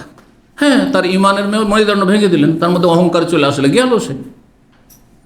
বুঝতে পারছেন না? জি, ক্ষতি করলেন না, উল্টো লাভ করে দিলেন না। কিন্তু যেখানে দেখবেন যে প্রশংসা করলে লাভ আছে সেখানে করবেন। আমি যারা বক্তব্য করবেন আপনাদের মধ্যে গিয়ে দেশে গ্রামে, ওদেরকে পরামর্শ দিচ্ছি। অনেকেই আমাদের দেশে কিছু আলেম খুতবায় উঠেছে অথবা মাহফিলে ওয়াজ করতে উঠেছে, বলছে যে ভাইরা আমার, আমি এলেমের ইয়েতিম। প্রথমখানে বলছে এলেমের মিসকিন, আমার কাছে কোনো এলেম টেলেম নাই। আরে যেইটুকু আছে আপনি এই জায়গাটি এই কথা বলার নয়। যেখানে আপনি ওদেরকে এলেম দিতে চাইছেন, তখন এই কথা আপনি এটাও বলিয়েন না যে আমি আল্লামা হয়ে এসেছি সৌদি আরব থেকে, আর আমি অনেক কিছু শিখে এসেছি, একবারে ডিগ্রি করে এসেছি, এইসবও বলতে যান না। আর এটাও বলবেন না যে আমি আপনাদের মতো একজন মানুষ, আর আপনাদের চেয়ে আমার কাছে কোনো এলেমই নাই, এলেমের গরিব আমি। আর তারপরে লেকচার দিতে লাগলো। আপনার লেকচারের কোনো মূল্য থাকবে ওদের কাছে? এই কাজটি অনেকে করে আপনাদের মধ্যে, না এই কাজটা করবেন না। ক্ষেত্র বিশেষ যেখানে তাওয়াজু, নমনীয় হওয়ার পরে সেখানে নমনীয় হবেন। আর যেখানে আপনি নিজে স্পিচ করছেন, বক্তব্য দিচ্ছেন, তখন আপনি আপনার কথার যাতে মূল্যায়ন হয় লোকের সামনে, তখন আপনি বলবেন না যে আমি কিছু জানি না। আরে কিছু জানি না তো বলছেন কেন? বলছেন না, এটা ভুল তরিকা আসলে। জি, যারা বোঝে না টেকনিকটা, তারা এই ভুলটা করে। তখন আর তার কথার মূল্য, ভালো ভালো কথা বলছে, তারপরে শুনে না, ও তো কিছুই জান না বলছে। বুঝছেন না? না, এরকম কাজ করবেন না, ক্ষেত্র বিশেষ। কিন্তু যেখানে ধরেন আপনার প্রশংসা করতে লেগেছে কেউ, না ভাই আমার চেয়ে তো বড় বড় আলেম আছে, কি বলছেন এগুলো কথা, এগুলো অবাস্তব কথা, বাড়াবাড়ি করলেন আপনি।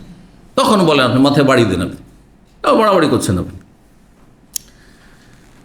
তো এই ছিল হাদিস 6061 নম্বর হাদিস। হাদিস বর্ণনা করছেন আব্দুর রহমান বিন আবি বাকরা, তার পিতা আবু বকর রাদিয়াল্লাহু তাআলা আনহু সাহাবী থেকে। বলছে আন্না রাজুল যুকিরা ইনদান নবী সাল্লাল্লাহু আলাইহি ওয়াসাল্লাম, জনক ব্যক্তির আলোচনা উঠল নবী সাল্লাল্লাহু আলাইহি ওয়াসাল্লামের সামনে। ফা আসনা আলাইহি রাজুলুন খায়রান, আরেকজন ব্যক্তি ওই লোকের প্রশংসা করল। আলোচনার বিষয়বস্তু একজন ব্যক্তি, আর একজন লোক তখন ওই লোকের প্রশংসা করল। ফাকাল নবী, ওই লোক কিন্তু সামনে হয়তো ছিল। নবী সাল্লাল্লাহু আলাইহি ওয়াসাল্লাম বললেন, ওয়াই হাকা, তোমার জন্য দুর্ভোগ। কাতাতা অনকা সাহেবেকা, তোমার সঙ্গীর গলা কেটে দিলে তুমি। যে চোখের সামনে কারো প্রশংসা করলো, আর তাতে তার মধ্যে অহংকার চলে আসতে পারে, হ্যাঁ অহমিকা চলে আসতে পারে, সে মনে করতে পারে চমৎকৃত হচ্ছে নিজের বৈশিষ্ট্যে, তাহলে আপনি তার ক্ষতি করে দিলেন, তার গলা কেটে দিলেন, মানে তার ক্ষতি করলে ইমানের গলা কেটে দিলেন। ইয়াকুল ও মেরান, কয়েকবার করে রাসূলুল্লাহ সাল্লাল্লাহু আলাইহি ওয়াসাল্লাম এইরকম বললেন। ইনকান আহাদুকুম মাদেহান, যদি কারো প্রশংসা করতেই হয়, অনেক সব প্রশংসার প্রয়োজন আছে, কিন্তু চাটুকারিতা করে নাই, দুনিয়ার স্বার্থ নাই। আপনি আল্লাহর জন্য ভালোবাসেন, হ্যাঁ আল্লাহর জন্য ভালোবাসবেন কাকে? যার দ্বারা আল্লাহর দিনের কাজ হচ্ছে, না হলে আল্লাহর বান্দাদের কল্যাণ হচ্ছে। অনেক সময় হয়তো অমুসলিম অথবা ফাসেক নেতা, এমনি ইসলামের ইমানি কোনো বৈশিষ্ট্য তেমন নাই, কিন্তু লোকটি বিশ্বস্ত লোক, লোক মেরে খাই না, সমাজে কোনো অশান্তি হতে দেয় না, হ্যাঁ সমাজের বিচার সালিস এগুলোতে সমাজে কোনো অশান্তি ঝগড়া বিবাদ হতে দেয় না, হ্যাঁ তো তার ওই ধরনের প্রশংসা করতে পারবে। ইনকানামা আহাদুকুম মাদহান, কারো যদি প্রশংসা করতেই হয় লা মহাল্লা, একেবারে অনিবার্য, লা মহাল্লা, হ্যাঁ লা মহাল্লা মানে কোনো উপায় নেই, প্রশংসা করতেই হচ্ছে, ফালিয়াকুল, তাহলে এইভাবে বলবেন। কারণ আপনি পুরোটা তো জানেন না, আপনার ধারণায় সে ভালো, কিন্তু আল্লাহর কাছে সে ভালো নাও তো হইতে পারে, হ্যাঁ অধিকাংশ মানুষের কাছে সে ভালো নাও হইতে পারে, বা ভালো মানুষদের কাছে ভালো, আপনার চাইতে যারা যোগ্য মানুষ তাদের কাছে ভালো নাও হইতে পারে, অনেক সময় আজকাল অনেকেই অল্প জ্ঞান, দুনিয়া সম্পর্কে অল্প জ্ঞান,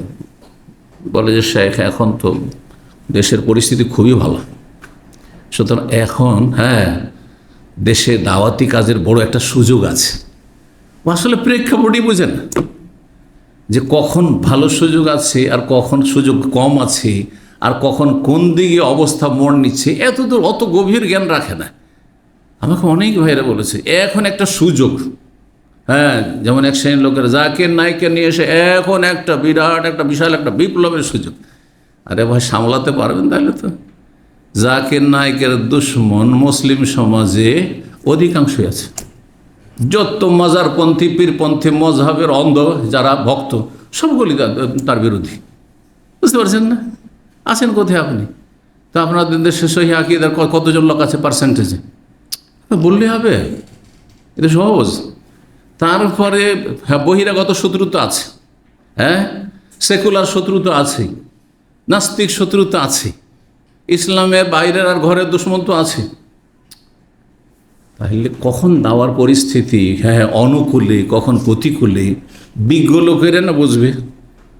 বিজ্ঞ লোক যারা কোরআন হাদিস সম্পর্কে বিজ্ঞ এবং সমাজ সম্পর্কে, দুনিয়া সম্পর্কে তাদের যথেষ্ট জ্ঞান আছে যে কোন দিকে পৃথিবীটা যাচ্ছে, দেশের অবস্থা কোন দিকে যাচ্ছে, আন্তর্জাতিক অবস্থা কোন দিকে যাচ্ছে, পরিস্থিতি কোন দিকে যাচ্ছে, এগুলো বুঝতে হয় বিষয়গুলো। জি, তো রাসূলুল্লাহ কি বললেন? যদি কারো প্রশংসা একান্তই করতে হয় তাহলে এইভাবে বলবে, আহসেবু কাজা ওয়া কাজা, আমি মনে করি যে সে খুব ভালো মানুষ। আপনি মনে করেন, সবাই নাও মনে করতে পারে, বাস্তবে নাও হইতে পারে। এই জন্য আমাদেরকে, আমরা মদিনা ইউনিভার্সিটি যখন পাশ করি তখন আমাদের ভবিষ্যতের জন্য আমরা সিনিয়র যেগুলো ওস্তাদ হইতো অথবা আপনার ধরেন হাদিস ফ্যাকাল্টির যিনি প্রধান রয়েছেন অথবা এরকম আরও বড় বড় শেখদের কাছ থেকে আমরা কিন্তু রিকমেন্ডেশন লেটার নিয়েছি।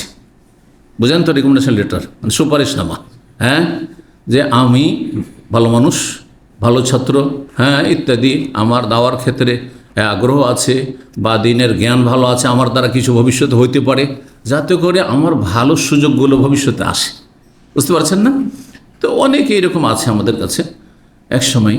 তো ওখানে শেষখানে লেখা থাকতো এই কথাটি যে এই ছেলে খুব ভালো, এলমের ক্ষেত্রে, আমলের ক্ষেত্রে, দাওয়ার ক্ষেত্রে, আকিদা মানহাজের ক্ষেত্রে, আহসেবহু কাযালিকা, তাকে আমরা বা আমি এমনটাই মনে করি, ওয়াল্লাহু হাসিবহু, আল্লাহ তার সত্যিকারের বা সঠিক হিসাব গ্রহণকারী। আমি জানি না ভিতরের খবর, হতে পারে আজকের সহি আকীদা কালকে আহলে কোরআন কাদিয়ানি হয়ে যেতে পারে, কালকে আর কিছু হয়ে যেতে পারে, পারে না হচ্ছেও।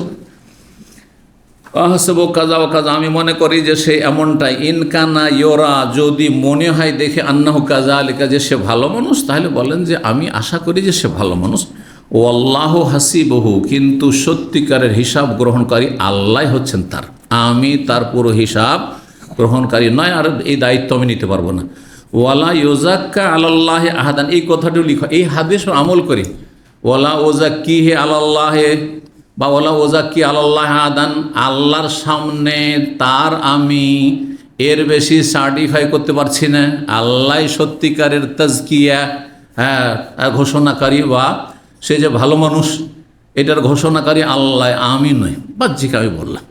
ওলা ওজাক্কি বা ওয়ালা ইউজাক্কা আলাল্লাহ আহাদুন, আল্লাহর সামনে কারো ভালো মানুষ হওয়ার ঘোষণা করা সম্ভব নয়, আল্লাহ ভালো জানেন, আমি আমার জ্ঞান মোতাবেক বলছি সে ভালো। জি, তো আপনি কিছু লিখে দেন কাউকে অথবা কারো সম্পর্কে বলেন যে আমি জানি যে ছেলেটি ভালো বা লোকটি ভালো, কিন্তু আল্লাহ ভালো জানেন, ব্যাস, এর বেশি না। 55 নম্বরে বলছে বাবু মান আসনা আলা আখি বিমা ইয়ালাম। এতক্ষণ পর্যন্ত যে অধ্যায় চলো সেটা হচ্ছে কি, যে চোখের সামনে প্রশংসা করা নিন্দনীয়, এটা হচ্ছে আসল। কিন্তু ব্যতিক্রম, যদি আপনার নিশ্চিতভাবে জানা থাকে যে লোকটির মধ্যে এই ভালো গুণগুলি আছে, তা বলতে পারবেন না? জানি যে এই লোক হচ্ছে টেকনিশিয়ান, এই লোকের এক্সপিরিয়েন্স আছে, এই লোক এই কাজে খুব পারদর্শী, তা বলতে পারবো না? দুনিয়ার কাজের ক্ষেত্রে যেমন বলতে পারবো, দিনের কাজেও বা দিন আখলাক চরিত্রের ক্ষেত্রে, আমলের ক্ষেত্রে বলতে পারবো। একটি লোক যখন তাহাজ্জুদ গুজার খুব ভালো মানুষ, আর হারামের ধারে কাছেও নেই, আমি খুব নিশ্চিত জানি, তাহলে তার সম্পর্কে আমার বলতে কোনো অসুবিধা আছে? বলবো, কিন্তু চোখের আড়ালে বলবো প্রথম কথা, এতে কোনো অসুবিধা নেই। আপনি বলেন, অতিরঞ্জন বাড়াবাড়ি করে বলবেন না, হ্যাঁ 9কে 6 করে বা 6কে 9 করে দিবেন না। আর চোখের সামনে যদি বলতে হয়, তাহলে এমন ভালো মানুষ সম্পর্কে বলছেন, চোখের সামনে বললে সে ফুলবে না, অহংকারী হবেন না। 1 2 নম্বর, এখন চোখের সামনে বলার প্রয়োজন আছে বলে বলছি, প্রয়োজন আছে বলে বলছি। কখনো কখনো প্রয়োজন আছে, যেমন আমাদের দেশে বক্তাকে স্টেজে উঠায়, আর তার ফলে উনি হচ্ছেন এই। এখন যদি না জানে যে উনি কোথা থেকে পাশ করে এসছেন, তার এলেম কতটা, তার খেদমত কতটা, তাহলে অনেকেই চিনবে না। কয়জন কইভাবে জনগণ চিনে, তাহলে মূল্যায়ন করবে না কথাগুলির, ঠিক না? তো বলছেন যে এই অধ্যায় হচ্ছে এমন ব্যক্তি সম্পর্কে যে তার কোনো মুসলিম ভাইয়ের গুণগান প্রশংসা করে, বেমাই আলম, এমন বিষয়গুলি সম্পর্কে যে বিষয় সে নিশ্চিত জানে।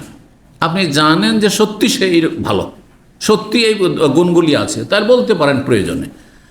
সাদ বিন আবি ওয়াক্কাস রাদিয়াল্লাহু তাআলা তিনি বলছেন, মা সামিআতু নবী সাল্লাল্লাহু আলাইহি ওয়াসাল্লাম ইয়াকুলু লিআহাদিন ইয়ামশি আলাল আরদি, আমি নবী সাল্লাল্লাহু আলাইহি ওয়াসাল্লামকে কোনো ব্যক্তি সম্পর্কে তার জীবদ্দশায় দুনিয়াতে চলাফেরা করছে আর তার সম্পর্কে এখনও বেঁচে আছে আর বলতে শুনিনি একমাত্র একজন ছাড়া। কি বলতে? ইন্নাহু মিন আহলিল জান্নাহ, সে হচ্ছে জান্নাতি। তিনি এক ব্যক্তি সম্পর্কে শুনেছেন, তিনি হচ্ছেন কে? ইল্লালি আবদুল্লাহ বিন সালাম। আবদুল্লাহ বিন সালাম যে ইহুদিদের বড় আলেম ছিলেন, মদিনায় নবী সাল্লাল্লাহু আলাইহি ওয়াসাল্লাম যখন প্রথম ভাষণ দিলেন, তখন তিনিও একটু তামাশা দেখতেছে, দেখি শুনেছি তখন। হ্যাঁ, নতুন নতুন মানুষকে, কোনো নতুন মানুষের পদার্পণ ঘটলে সবাই দেখতে আসে, তো ইহুদি আলেমও দেখতে এসেছিল প্রথম। আর দেখার পর চেহারাতে নজর পড়ার সাথে সাথেই সে নিশ্চিত হয়ে গেল যে এই এত সুন্দর চেহারা, নুরানি চেহারা, এই চেহারা মিথ্যাবাদী চেহারা হইতে পারে, হাযা লাইসা ওয়াজহু কাযাব। আর তারপরে যে ভাষণ শুনলেন, তাতে যে 4টি পয়েন্ট ছিল, শোনার পরে এত বেশি তিনি প্রভাবিত হলেন, সাথে সাথে তিনি ইসলাম গ্রহণ করলেন। আর তারপর ইসলাম গ্রহণ করার পরে তার ইসলামের কথা লুকিয়ে রেখে ইহুদি বংশকে ডেকে জিজ্ঞেস করতে বলে, খুব ভালো মানুষ, যখন জানলো ইসলামের কথা বলছে খুবই খারাপ মানুষ আবদুল্লাহ বিন সালাম। শুনেছেন তো হাদিস? জি, আমার এই হাদিস একটা ভাষণই আছে, এই 4টি পয়েন্টের উপর একটা ভাষণই আছে, বক্তব্য আছে, একটা সম্মিলন, রাখা সম্মিলন। জি, তো নবী সাল্লাল্লাহু আলাইহি ওয়াসাল্লাম শুধু আবদুল্লাহ বিন সালাম দুনিয়াতে মদিনায় চলাফেরা করছেন, আবদুল্লাহ সালাম জান্নাতি, এ কথা বলেছেন।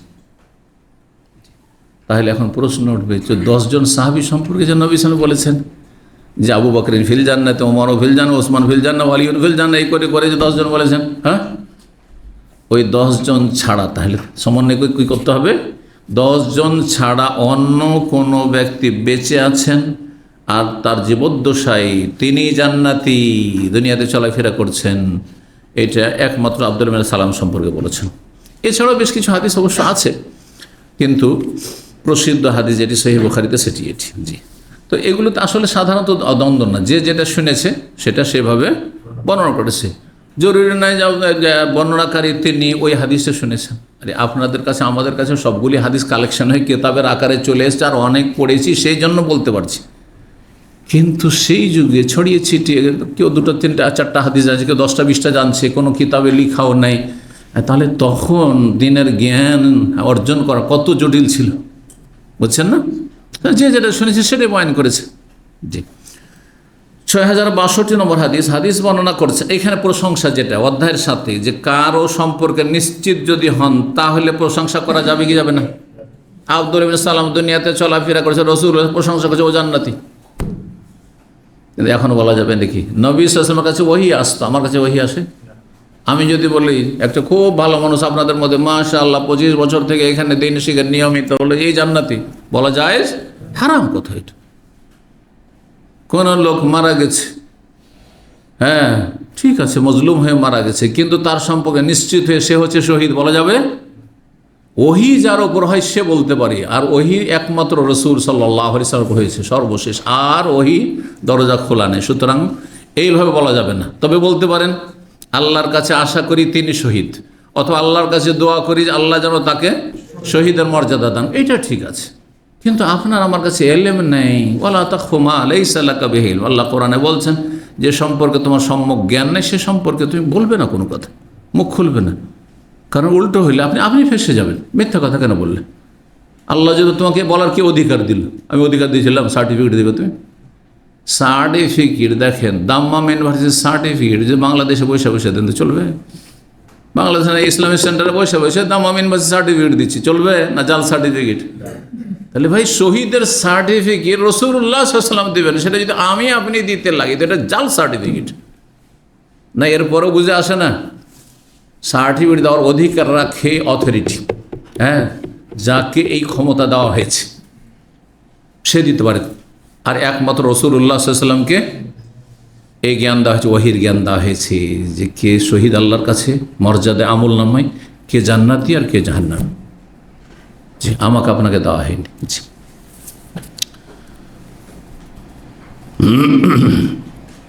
6062 নম্বর হাদিস বর্ণনা করেছেন সালেম বিন আবদুল্লাহ, তার পিতা আবদুল্লাহ বিন ওমর থেকে, আন্না রাসূলুল্লাহ সাল্লাল্লাহু আলাইহি ওয়াসাল্লাম হিনা যাকারা ফিল ইজারি মা যাকার। রাসূলুল্লাহ সাল্লাল্লাহু আলাইহি ওয়াসাল্লাম যখন লুঙ্গি সম্পর্কে হাদিস উল্লেখ করলেন, যে হাদিসে কি রয়েছে, টাকনার নিচে যদি লুঙ্গি বা কাপড় ঝুলে তাহলে কি হবে? জাহান্নামে। যে মা আসফালা মিনাল কাবাইন মিনাল ইজারি ফিন্নার, সহিহ বুখারী হাদিসটি এর আগে গিয়েছে। টাকনার নিচে যতটা কাপড় যাবে, হ্যাঁ, ঝুলবে, ততটা কি হবে? জাহান্নামে যাবে। এই হাদিস যখন উল্লেখ করে রাসূলুল্লাহ সাল্লাল্লাহু আলাইহি ওয়াসাল্লাম, আবু বকর সিদ্দিক রাদিয়াল্লাহু তাআলা আনহু বলেন, ইয়া রাসূলুল্লাহ ইন্না ইজারি ইয়াসকুতু মিন আহাদি শিক্কাইহি, আমার লুঙ্গি একদিক থেকে কিন্তু ঝুলে যায় মাঝে মাঝে। কারণ আবু বকর সিদ্দিক রাদিয়াল্লাহু বয়োজ্যেষ্ঠ মানুষ ছিলেন, আর হ্যাঁ, দুবলা পাতলা মানুষ, হালকা শরীর মানুষ, কিন্তু পেট একটু বড় ছিল। যাদের পেট বড় থাকে তাদের কাপড় ফসকে যায়। ফসকে বুঝেন না মানে কাপড় অজান্তে নিচে নেমে যায়। তো কাপড় টাকনার উপরে পড়ে থাকলেও অনেক সময় কি হয়, নিচে অজান্তে চলে যায়। কাপড় লম্বা করে বানাবেন না, আপনি জুব্বায় বানাবেন টাকনার নিচে করে, প্যান্ট বানাবেন টাকনার নিচে করে, এটা হচ্ছে হারাম, যে আপনি বানিয়েছেন হারাম কাপড়। আপনার কাপড় ইসলামী কাপড় নয়, গায়ের ইসলামী কাপড়। কিন্তু আপনি লুঙ্গি পরে আছেন, লুঙ্গি স্বাভাবিক যেটা থাকে একজন মানুষের লুঙ্গি, আর সেই লুঙ্গি একটু ঢিল হয়ে গেছে, তখন নিচে নেমে গেছে। পায়জামার ফিতা ঢিল হয়ে গেছে, হ্যাঁ, আর তারপরে নিচে নেমে গেছে। হ্যাঁ, প্যান্টের বেল্ট ঢিলা হয়ে গেছে, খিদে লেগেছে, অনেক সময় নিচে নেমে গেছে, হয় না? আর দেখছেন যে টাকা নিচে চলে গেছে, যখনই দেখবেন নিচে গেছে তখন উপরে উঠিয়ে নেন, সে কোনো গুনাহ হবে না, ইচ্ছা করে করেননি আপনি। তো আবু বকর সিদ্দিক রাদিয়াল্লাহু তাআলা আনহুর কাপড় একদিক থেকে কি ঝুলে যেত। লুঙ্গি সাধারণত কি হয়, লুঙ্গি পরা তো আমরা সবাই জানি, লুঙ্গি কখনো কখনো হয় কি পিছন দিকে ঝুলে যায়, কারো আবার সামনের দিক থেকে, হ্যাঁ, ঝুলে গেছে, পিছন দিক থেকে উঁচা করে পড়েছে, কিন্তু মোড়ানো আছে, কিন্তু সামনের দিকে ঝুলে গেছে, এরকমটা হয়। তো একদিক থেকে আমার লুঙ্গি কি হয়, ঝুলে যায়, মানে মাটিতে লেগে যায়। তাহলে কি আমি জাহান্নামে যাব? আমি কি জাহান্নামে নাকি? ভয় পেয়েছেন এই জাহান্নামের শাস্তির কথা শুনে। বললেন রাসূলুল্লাহ সাল্লাল্লাহু আলাইহি ওয়াসাল্লাম, ইন্নাকা লাস্তা মিনহুম, তুমি ওই জাহান্নামীদের অন্তর্ভুক্ত না, তুমি ওই দলে শামিল না যে যাদের টাকনার নিচে কাপড় গেলে, হ্যাঁ, জাহান্নামে যাবে। একদল বলে যে তুমি, হ্যাঁ, অহংকার বশত তুমি কাপড় ঝুলাচ্ছ না, সুতরাং তুমি জাহান্নামে না। আর যারা অহংকার বশত ঝুলাবে তারা জাহান্নামে যাবে। এটা কোথায় আছে? ওই হাদিস আছে, মা আসফালা মিনাল কাবাইন মিনাল ইজারি ফিন্নার, টাকনার নিচে যতটা কাপড় যাবে জাহান্নামে যাবে। এখানে অহংকারের কথা নেই, কিন্তু জাহান্নামের শাস্তির কথা রয়েছে। অহংকারের কথা অন্য হাদিসে রয়েছে, আর শাস্তিও অন্য রয়েছে। মানজাররা সাওবাহু খয়ালা, যেই ব্যক্তি নিজের কাপড় লটকাবে, ঝুলাবে অহংকার করে, লাম ইয়ানজুরিল্লাহু ইলাইহি ইয়াউমাল, আল্লাহ কিয়ামতের দিন হাসর মাঠে তার দিকে রহমতের দৃষ্টিতে তাকাবেন না। তাহলে রহমতের আল্লাহর দৃষ্টি পাবেন না, আল্লাহ রহম করবেন না তার উপর। ওই পানিশমেন্ট হচ্ছে কার জন্য? যে অহংকারের সাথে। একজন অহংকার করে কাপড় ঝোলায়, আর একজন বিনা অহংকারে, হ্যাঁ, লম্বা করে জুব্বা বানিয়েছে, লম্বা করে প্যান্ট তৈরি করেছে, শুধু মসজিদে আসলে একটু ফোল্ড করে নেয়। অহংকার থাক আর না থাক, জাহান্নামে যাবে। বুঝছেন না? দুই হাদিসকে একসাথে লাগাবার কোনো প্রয়োজন নেই, এখানে অধিকার নেই আপনার, কারণ দুই হাদিসের শাস্তি দুই রকম। শেখ ইবনে বাজ রাহিমাহুল্লাহ, সৌদি আরবের যে বিগত প্রধান মুফতি, তিনি এই ব্যাখ্যা করেছেন। তারপর আরেকটি কথা শুনেন, আবু বকর সিদ্দিক রাদিয়াল্লাহু তাআলা যখন কাপড় টাকনা নিচে চলে যেত তখন তিনি অভিযোগ, ইয়া রাসূলুল্লাহ তাহলে আমি কি জাহান্নামে যাব? তো নবী সাল্লাল্লাহু আলাইহি ওয়াসাল্লাম তাকে কি করলেন, সার্টিফিকেট দিলেন যে তুমি সেই দলে না, মানে জাহান্নামীদের দলে না, ঠিক না? কিন্তু ওমান জাক্কানি, ওমান জাক্কাকা, আপনাকে আমাকে কে সার্টিফিকেট দেবে যে আমার জুব্বা টাকনা নিচে ঝুলতে থাকবে, আমার পায়জামা ঝুলতে থাকবে, আর বলবে আমার প্যান্ট ঝুলতে থাকবে, আর বলে যে না না না না আমি অহংকার করি না, এই আপনি অহংকার মুক্ত, আমি অহংকার মুক্ত, এই সার্টিফিকেট কে দেবে? নবী আছেন? নবী সাহেব যদি থাকতেন আর তার কাছে ওহী করা হইতো, যে অমুক, যদিও টাকনার নিচে কাপড়, তার মধ্যে অহংকার নেই, সুতরাং সে জাহান্নামে যাবে না। আমার কাছে সার্টিফিকেট নেই, আপনাদের কাছে সার্টিফিকেট নেই, কিন্তু আবু বকরের কাছে সার্টিফিকেট আছে। বুঝতে পেরেছেন না? জি। সেই জন্য এসব বাহানা চলবে না। এক সেই আরবরা এরকমই করে যে না না না না আমার মধ্যে অহংকার নেই। আরে তোমার মধ্যে অহংকার নেই, এই সার্টিফিকেট কে দেবে? এটা দাবি তোমার। দাবি করলে কি লাগে? দলিল লাগে। জমি আমার, দলিল নিয়ে আসো। আমি অহংকারী না, তো দলিল নিয়ে আসো। দলিল নবী সাল্লাল্লাহু আলাইহি সাল্লাম, কোরআন না হয় হাদিস, কোনখানে আছে যে তুমি অহংকারী না? বুঝা গেছে? সোজা উত্তর। জি।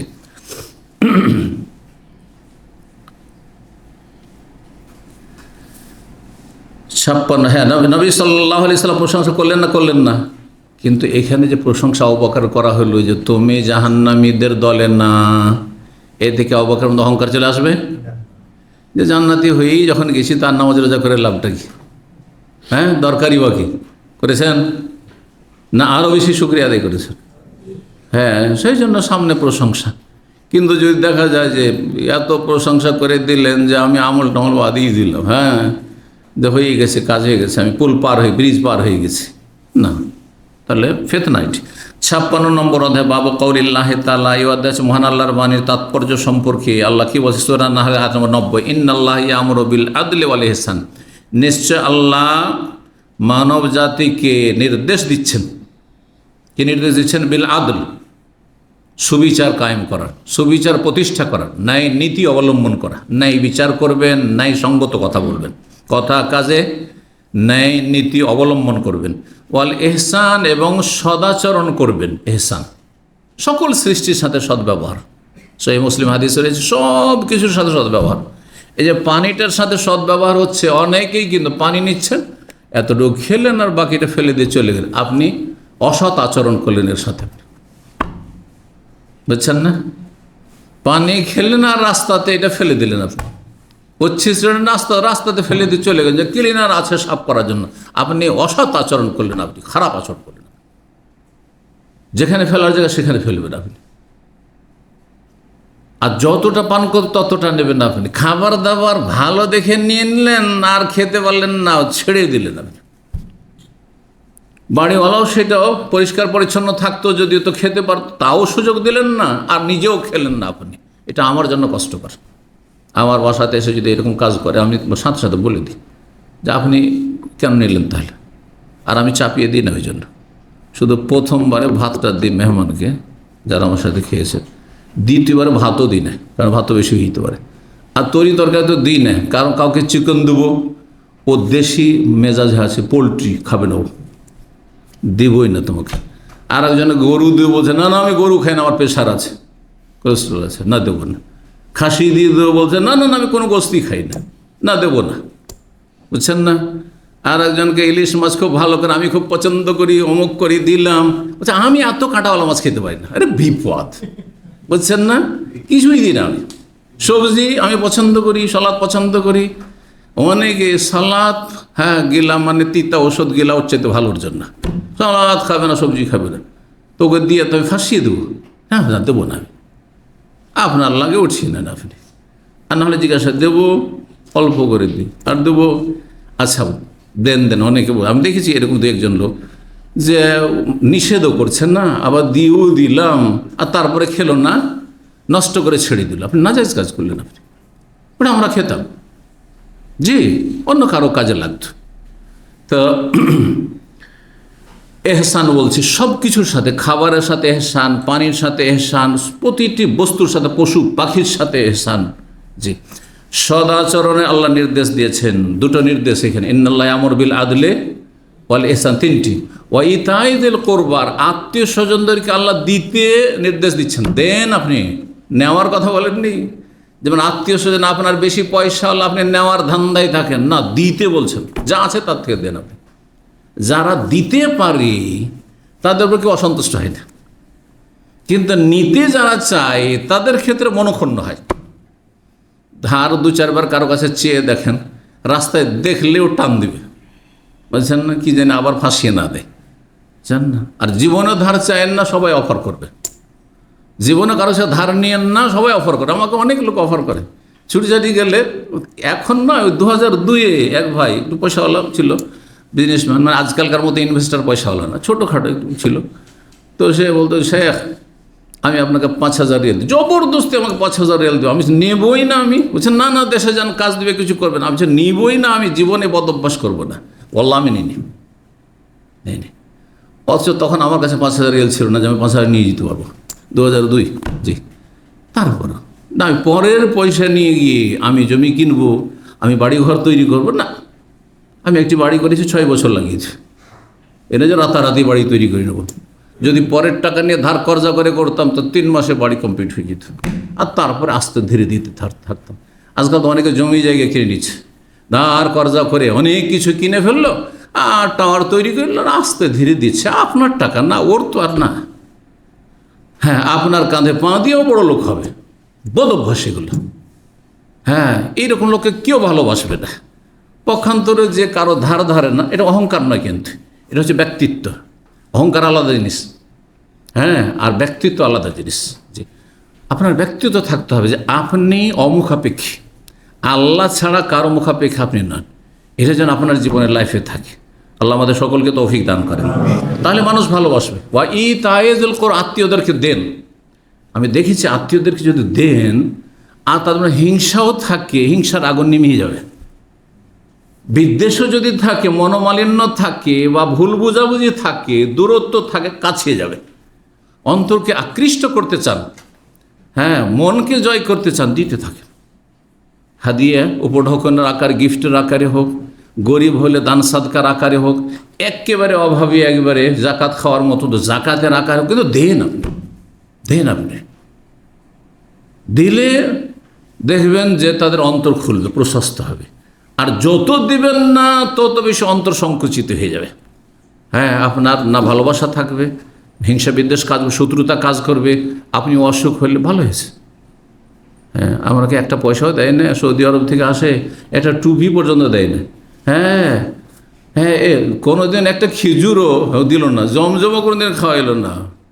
অসুখ হয়েছে, ভালো হয়েছে, যাক, যা খরচ করবো, লাখ লাখ টাকা খরচ করবো, বদ্ধ দিতে থাকবো আপনাকে। বুঝতে পারছেন না? জি, মানুষের স্বভাব এটি। ওয়া ইতাইযিল, তিনটি তাহলে আল্লাহর হুকুম। এই আয়াত গুরুত্বপূর্ণ আয়াত। এই জন্য এই আয়াতটি প্রতিটি খুতবাতে সাধারণত পড়ে, আরব দেশেও পড়ে, আমাদের দেশেও মোটামুটি পড়ায় আয়াতটি। ইন্নাল্লাহ ইয়ামুরু বিল আদলি ওয়াল ইহসানি ওয়া ইতাইযিল কুরবা, তিনটি হুকুম। আর নিষেধাজ্ঞাও তিনটি। ওয়া ইয়ানহা আনিল ফাহশাই, অশ্লীল কথা কাজ থেকে আল্লাহ বারণ করছেন, নিষেধ করেছেন। ওয়াল মুনকারি, অন্যায় কথা কাজ থেকে আল্লাহ নিষেধ করছেন। ওয়াল বাগি, এবং সীমালঙ্ঘন, জুলম অত্যাচার করা, হ্যাঁ, বিদ্রোহমূলক কাজ করা থেকে আল্লাহ নিষেধ করছেন। কারণ এগুলোতে অশান্তি সৃষ্টি হয়। এগুলোতে আপনিও শান্তিতে থাকবেন না যে জালেম, আর যাদের জুলুম করে তারাও শান্তিতে থাকবেন। আপনি কি মনে করছেন যে আপনি জুলুম করে শান্তিতে থাকতে পারবেন? জালেমগুলো দেখেন কি অবস্থা হচ্ছে, কোথায় ছত্রভঙ্গ হয়ে গেছে, তাই না? তো জুলুম করেও শান্তিতে থাকা যায় না, আর জুলুম বরদাস্ত করলেও শান্তিতে থাকা যায় না। এই জন্য লা তাজলামুনা ওয়ালা তুজলামুন, কোরআনে কারিমের আল্লাহ নির্দেশ, সুদের বিধানের ক্ষেত্রে, হে সুদখোররা, তোমরা জুলুম করবে না, আর তোমাদের সাথে যেন জুলুম না করা হয়। মানে তোমাদের আসল পুঁজি যেটা ধার দিয়েছে ওইটাতে আবার 9-6 না করা হয়, ওটাতে আবার হাত ভারী না হয়, ওটা দিয়ে দিক। আপনার পাওনাটা ঠিক দিয়ে দিক। আপনি 10,000 রিয়াল দিয়েছেন, 10,000 রিয়াল দিয়ে দিক। কিন্তু আপনি 10,000 দিয়েছি, আমার টাকা কি, হ্যাঁ, বন্ধে এক শ্রেণীর, হ্যাঁ, সুদখোরগুলো কি বলে, হারামখোর কি বলে জানেন? আমার টাকা কি বাঞ্ঝা, বুঝেন বাঞ্ঝা শব্দটি বুঝেন? আমার টাকা কি বাঞ্ঝা? টাকাটা যদি ব্যবসায় খাটাতেন তো বাড়তো না। হ্যাঁ, আপনি 10,000 রিয়াল 10,000 রিয়ালই দেবেন আপনি। হ্যাঁ, তখন ছিল এক রিয়ালে 20 টাকা 25 টাকা, এখন হয়ে গেছে 35 টাকা বা 33 টাকা, দেন বেশি করে। এই যদি আশা আকাঙ্ক্ষা থাকে তাহলে আপনি জালেম। আরও ওর কাছে আসল টাকাটা চাইছেন, ভাই তোমাকে যে 10,000 দিয়ে সেটা দাও, বলছে ভাই আচ্ছা দিচ্ছি, ওর সব কাজ হচ্ছে, কিন্তু আপনার টাকা দেওয়ার নসিব হচ্ছে না, তৌফিক হচ্ছে না, হতভাগা। তো আল্লাহ রাব্বুল আলামিন বলছেন না জালেম হবে না মাজলুম হবে, যে লা তাযলিমুনা ওয়া লা তুযলামুন। তারপরের আয়াত, কয়েকটি আয়াত রয়েছে এখানে, বলছেন ইন্নামা বাগিয়ুকুম আলা আনফুস, আল্লাহ বলছেন সূরা ইউনূসের আয়াত নম্বর 23, নিশ্চয় তোমাদের সীমালঙ্ঘন, তোমাদের অত্যাচার তোমাদের বিপক্ষে যাবে।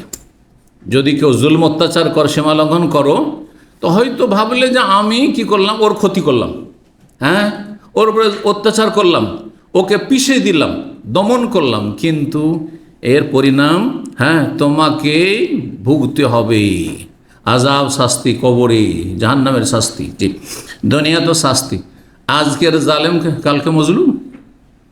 এক সময় যে জালেমরা ছিল আজকে তারা জুলমের শিকার।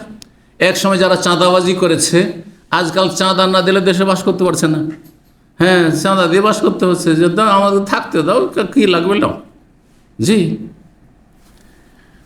ইন্নামা বাগিয়ুকুম আলা দুনিয়াতে এবং আখিরাতে। 3 নম্বর আয়াত সূরা হজর আয়াত নম্বর 60, সুম্মা বুগিয়া আলাইহি লা ইয়ানসুরাহুল্লাহ, যদি কারো ওপর সীমালঙ্ঘন করা হয়, অত্যাচার করা হয়, তাহলে ওই মজলুম নির্যাতিত ব্যক্তির অবশ্যই আল্লাহ সাহায্য করবেন।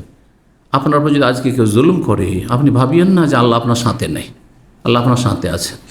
আজকে হোক, কালকে হোক, 10 বছর পরে হোক, আপনাকে আল্লাহ সাহায্য করবেন। আল্লাহ আপনাকে লা ইয়ানসুরাহুল্লাহ, কিন্তু আল্লাহকে সন্তুষ্ট রাখতে হবে। এটা 5 ওয়াক্ত নামাজ পড়েন না, আপনি হারাম কাজ করছেন, আপনিও হারাম খাচ্ছেন, জুলমের শিকারও হচ্ছেন, তাহলে আপনার পানিশমেন্ট হচ্ছে, পাপের শাস্তি হচ্ছে আপনার।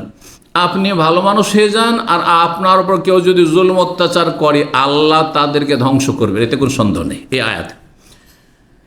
তারপরে ইমাম বুখারী বলছেন ওয়াত্তারকে ইসারাতিশ শাররি আলা মুসলিমিন আও কাফের, কোন মুসলিম বা কাফেরদের বিপক্ষে কোনো মন্দ বিষয়কে কি করা, উত্থাপন করা, মানে মুসলিম হোক আপনার বিপক্ষে অথবা কাফের হোক, যদি দেখেন যে এই বিষয়টি যদি এখানে উত্থাপন করি বা এই বিষয়টি নিয়ে নাড়াচাড়া করি, তাহলে এতে কি হবে, ক্ষতি হবে সমাজের, তাদেরও ক্ষতি হবে, আমাদেরও ক্ষতি হতে পারে। তাহলে এই ধরনের বিষয়গুলোকে ধামাচাপা দিয়ে দিতে হবে। ধামাচাপা বোঝেন তো, ঠান্ডা করে দিতে হবে। সমস্ত ইস্যুকে উঠানো যায় না, অনেক ইস্যুকে জানার পরেও কিসের জন্য, বৃহৎ স্বার্থে সেগুলোকে ঢেকে দিতে হয়, যে না এই বিষয়গুলি নিয়ে চর্চা করব না। রাসূলুল্লাহ সাল্লাল্লাহু আলাইহি সাল্লামের প্রতি যে জাদু করেছিল এক মুনাফিক ইহুদি বংশের মিত্র, সে কিন্তু মুনাফিক ছিল, কিন্তু খুব প্রসিদ্ধ সমাজে সেটা ইহুদি জাদু করেছে, ইহুদিরাই জাদু করিয়েছে তাদের মিত্র একজন ব্যক্তি মুনাফিককে দিয়ে। 6063 নম্বর হাদিস বর্ণনা করেছেন মা আয়েশা রাদিয়াল্লাহু তাআলা। এই হাদিস কিন্তু কয়েকবার হয়েছে, সুতরাং সংক্ষেপে আমরা এগিয়ে দিই। বলছেন মা আয়েশা, মাকাসান নবী সাল্লাল্লাহু আলাইহি ওয়াসাল্লাম কাযা ওয়া কাযা, নবী সাল্লাল্লাহু আলাইহি ওয়াসাল্লাম এতদিন পর্যন্ত এই অবস্থায় থাকলেন, মানে জাদুগ্রস্ত থাকলেন প্রায় 6 মাস। নবী সাল্লাল্লাহু আলাইহি ওয়াসাল্লামকে জাদু হওয়ার পরে, জাদুতে আক্রান্ত হওয়ার পরে 6 মাস অসুস্থ ছিলেন, এবং এত মারাত্মক অসুস্থ হয়ে গিয়েছেন শারীরিকভাবে, ইউখাইয়ালু ইলাইহি আন্নাহু ইয়াতি আহলা ওয়া লা ইয়াতি, তার ধারণা হয়তো, ইউখাইয়ালু খেয়াল থেকে, খেয়াল কথাটি কিন্তু বাংলায় ব্যবহার হয়, তাই না? খেয়াল কথাটি আরবি কিন্তু শব্দটি, এই যে ইউখাইয়াল, তার খেয়াল হয়তো, মানে ধারণা হয়তো, এরকম ভ্রম হয়তো, আন্নাহু ইয়াতি আহলা, যে তিনি স্ত্রীর সাথে মিলিত হয়েছেন, অথচ সেটা হয়নি। মানে ভ্রম হয়তো যে আমার মিলন হয়ে গেছে। আবার ব্যাখ্যা হতে পারে যে স্ত্রীর সাথে মিলনে অক্ষম হয়ে যেতেন, এটা ব্যাখ্যা হইতে পারে। এই কিছু কিছু জাদু আছে, এক বিশেষ বিশেষ অঙ্গের ওপর জাদু অ্যাটাক করে, কারো ব্রেনের উপর আক্রমণ করে, তখন পাগলের মতো হয়ে যায়, কারো শরীরের উপর আক্রমণ করে, গোটা শরীর আগুনের মতো জ্বলছে। অনেকে কিন্তু অভিযোগ করেন যে এইরকম হচ্ছে আমাদের রোগীর, কোনো রকমের রোগ ধরা পড়ে না তার সমস্ত টেস্টে, কিন্তু গোটা শরীর আগুনের মতো দাউ দাউ করে জ্বলছে, মনে হয় ছটপট করছে, ঘুম আসে না, স্থির থাকতে পারে না। আবার কারো হার্টের ওপর জাদু হইতে পারে, কারো কোনো বিশেষ অঙ্গের হাতের ওপর, পায়ের ওপর হইতে পারে, চোখের ওপর হইতে পারে, অঙ্গহানি হইতে পারে, চোখ কানা হয়ে গেল, অথবা কানের ওপর হইল, জবর বাকশক্তি, বোবা হয়ে গেল। আবার কখনো কখনো যৌনাঙ্গের ওপর হইতে পারে, গুপ্তাঙ্গের ওপর হইতে পারে, পুরুষত্ব যে রয়েছে তার উপর হইতে পারে। জি, সব বিবাহ সুস্থ মানুষ ছিল, কিন্তু বিবাহ করে স্ত্রীর কাছে যেতে পারছে না, স্ত্রীকে সন্তুষ্ট করতে পারছে না। জাদু করা হয়েছে তার উপর, বিভিন্ন রকমের জাদু হয়। তো নবী সাল্লামের উপর এই ধরনের একটা জাদু ছিল। কালাত আয়েশা বলছেন, ফাকাল আলী জাতাইয়ামিন, এইরকম জাদুগ্রস্ত অবস্থায় অসুস্থ ছিলেন। একদিন বললেন আমাকে, হে আয়েশা শোনো, ইন্নাল্লাহ তাআলা আফতানি ফিম আমরিন, বিশেষ বিষয়ে, মানে এই বিষয়ে আল্লাহ আমাকে জানিয়ে দিয়েছেন, আমাকে জ্ঞাত করে দিয়েছেন। কি? ইস্তাফতাই তৌফি, আল্লাহর কাছে আমি জানতে চেয়েছিলাম যে আল্লাহ আমার কি হয়েছে, আমার এইরকম সমস্যা কেন, কি হয়েছে, আল্লাহ তুমি আমাকে জানিয়ে দাও। আল্লাহ আমাকে জানিয়ে দিয়েছে। কীভাবে? স্বপ্নযোগে। নবী সাল্লাল্লাহু আলাইহি ওয়াসাল্লামের একটি ওহীর পদ্ধতি ছিল কি? স্বপ্ন। আতানি রাজুলান, আমার কাছে দুইজন আগন্তুক আসলো, পুরুষ। ফাজালাস আহাদুহুমা ইনদা রিজলি, একজন আমার পায়ের কাছে বসে গেল, আমি শুয়ে আছি। ওয়াল আখারু ইনদা রাসি, আরেকজন বসে গেল মাথার কাছে, ঘুমন্ত অবস্থায়, ঘুমিয়ে আছেন, স্বপ্ন দেখছেন।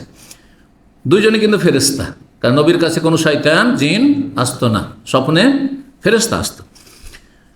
ফাকাল ইনদা রিজলি, আমার পায়ের কাছে যে লোকটি বসলো, মানুষের রূপ ধারণ করে মনে হচ্ছে, লিল্লাজি ইনদা রাসি, ওই ব্যক্তিকে বলল যে আমার মাথার কাছে বসে আছে, মা বালুর রাজুল, এই লোকের কি হয়েছে? কালা মাতবুবুন, মানে মাসহুর, ইয়ানি মাসহুরান, সে জাদুগ্রস্ত, তাকে কি করা হয়েছে? জাদু করা হয়েছে। কালা, তখন আরেকজন বলছে, মান তাব্বাহু, কে জাদু করেছে? কালা লবিদ বিন আসাম, আসামের সন্তান লবিদ বিন আসাম। কাল অফিমা, কিসে জাদু করেছে? তাহলে জাদু বিশেষ কোনো কিছুতে করা হয়, বিশেষ করে শরীরের কোনো অংশ যদি পেয়ে যায়, ব্যবহৃত বস্তু অথবা শরীরকে টাচ করেছে, তাহলে সেটা জাদু দ্রুত আক্রমণ করে।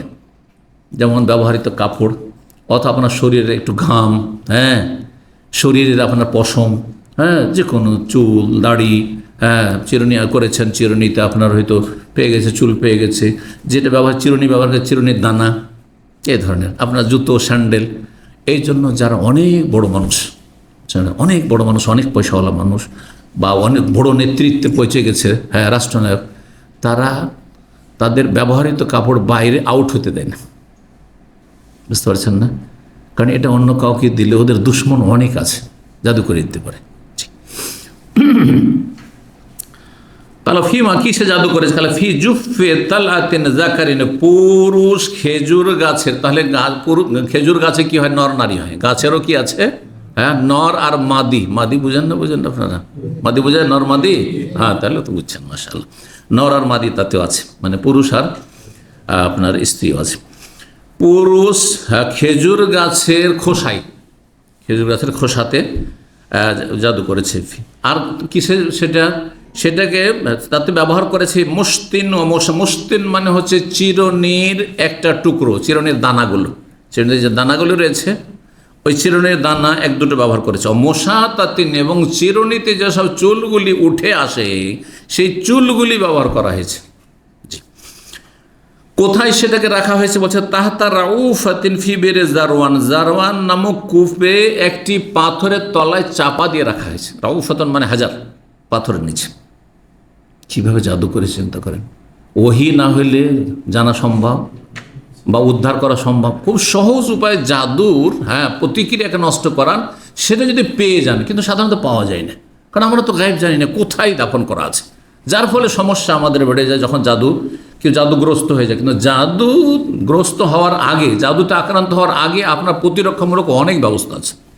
5 টাইম নামাজ পড়া, নামাজের টাইম পার হয়ে চলেছে, ঘুমিয়ে না থাকা, না পাক অবস্থায় গোসল ফরজ স্বপ্ন দোষ হয়ে আছে, বা গোসল ফরজ যা দিলেন সূর্য উঠিয়ে, দিলেন সূর্য ডুবিয়ে, মাগরিবের সময় ঘুমিয়ে থেকে গেলেন, এশার সময় উঠছেন না, এরকম করবেন না।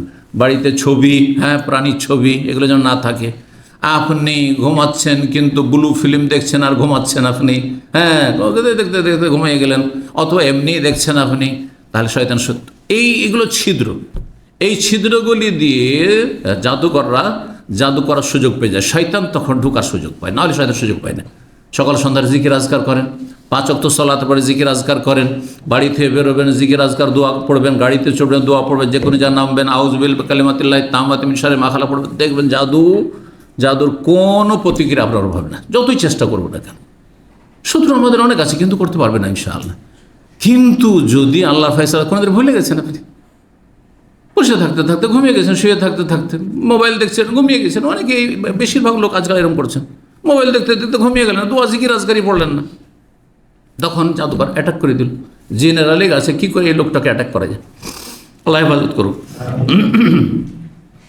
নবী সাল্লাল্লাহু আলাইহি ওয়াসাল্লাম আসলেন তখন ওই কূপের কাছে কয়েকজন সাহাবীকে নিয়ে, আর বলে হাযাল বীর আল্লাতী উরিতুহা, এই কূপ আমাকে স্বপ্নেও দেখানো হয়েছে, স্বপ্নে দেখা যায় এই মুখ কূপে আছে, জারওয়ান নামক কূপে।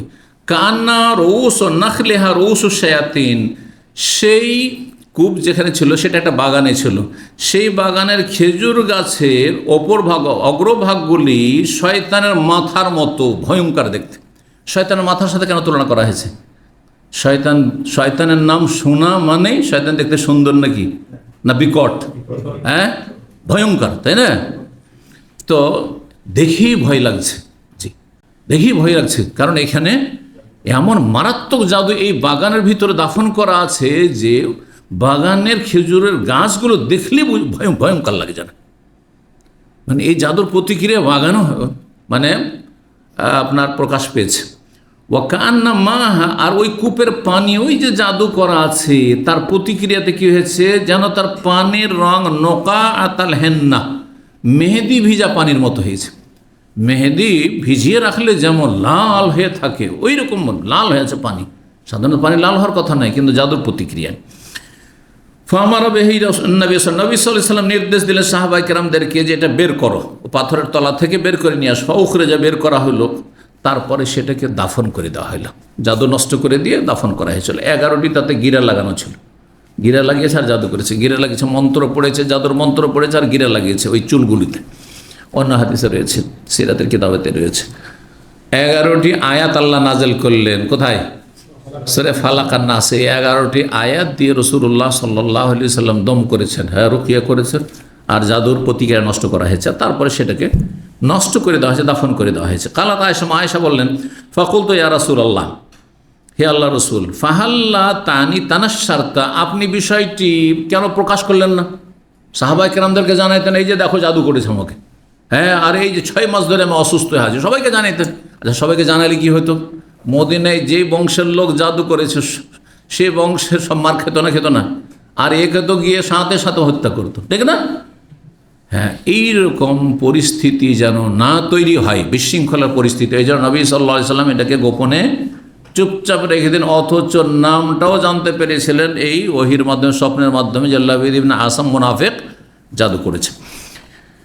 আপনি প্রচার কেন করলেন না, বিষয়টি প্রকাশ কেন করলেন না, গোপন কেন রাখলেন? মা আয়েশা বলছে, ফাকালান নবী সাল্লাল্লাহু আলাইহি ওয়াসাল্লাম বলে, আমা ওয়াল্লাহি, শোনো, আল্লাহর কসম করেছে, ফাকাদ শাফানি, আল্লাহ আমাকে আরোগ্য দান করেছেন, ভালো করে দিয়েছেন। ও আম্মা আনা, আমি ব্যক্তিগত, ফাকরাহু, আমি এটা অপছন্দ করি, আন ওসিরা আলা নাসি শাররা, যে মানব সমাজে আমি কোনো অনিষ্ট তৈরি করব, অশান্তি তৈরি করব, অশান্তি চাই না, কারণ এখানে অশান্তি বিরাজ করবে।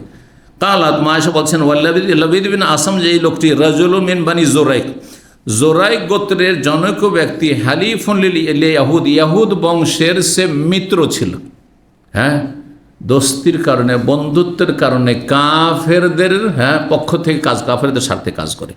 আজও মুসলিম সমাজে অনেক মুনাফিক আছে, মুসলিম দেশে বসবাস করে, মুসলিম দেশের বিরুদ্ধে নাশকতামূলক কাজ করার ক্ষেত্রে পাশের বা অন্য কোনো দেশের গোয়েন্দাগিরি করে, পয়সার স্বার্থে অথবা দুনিয়ার স্বার্থে, গদির স্বার্থে, ক্ষমতার স্বার্থে, অথবা বড় কোনো টোপ দেওয়া হয়েছে এইরকম দুনিয়ার স্বার্থে, অথবা মুনাফিক কপট সেই জন্য, হ্যাঁ, আসলে তার ভালোবাসা মুসলিম ভাই বোনদের সাথে নেই, মুসলিম দেশের সাথে নেই, বরং কাফেরদের সাথে রয়েছে। বাস্তব, জি। এখানেই আজকের আলোচনা শেষ করছি। ওয়া জাযাকুমুল্লাহু খাইরান। সুবহানা রাব্বিকা রাব্বিল ইজ্জাতি আম্মা ইয়াসিফুন ওয়া সালামুন আলাল মুরসালিন ওয়াল হামদুলিল্লাহি রাব্বিল আলামিন।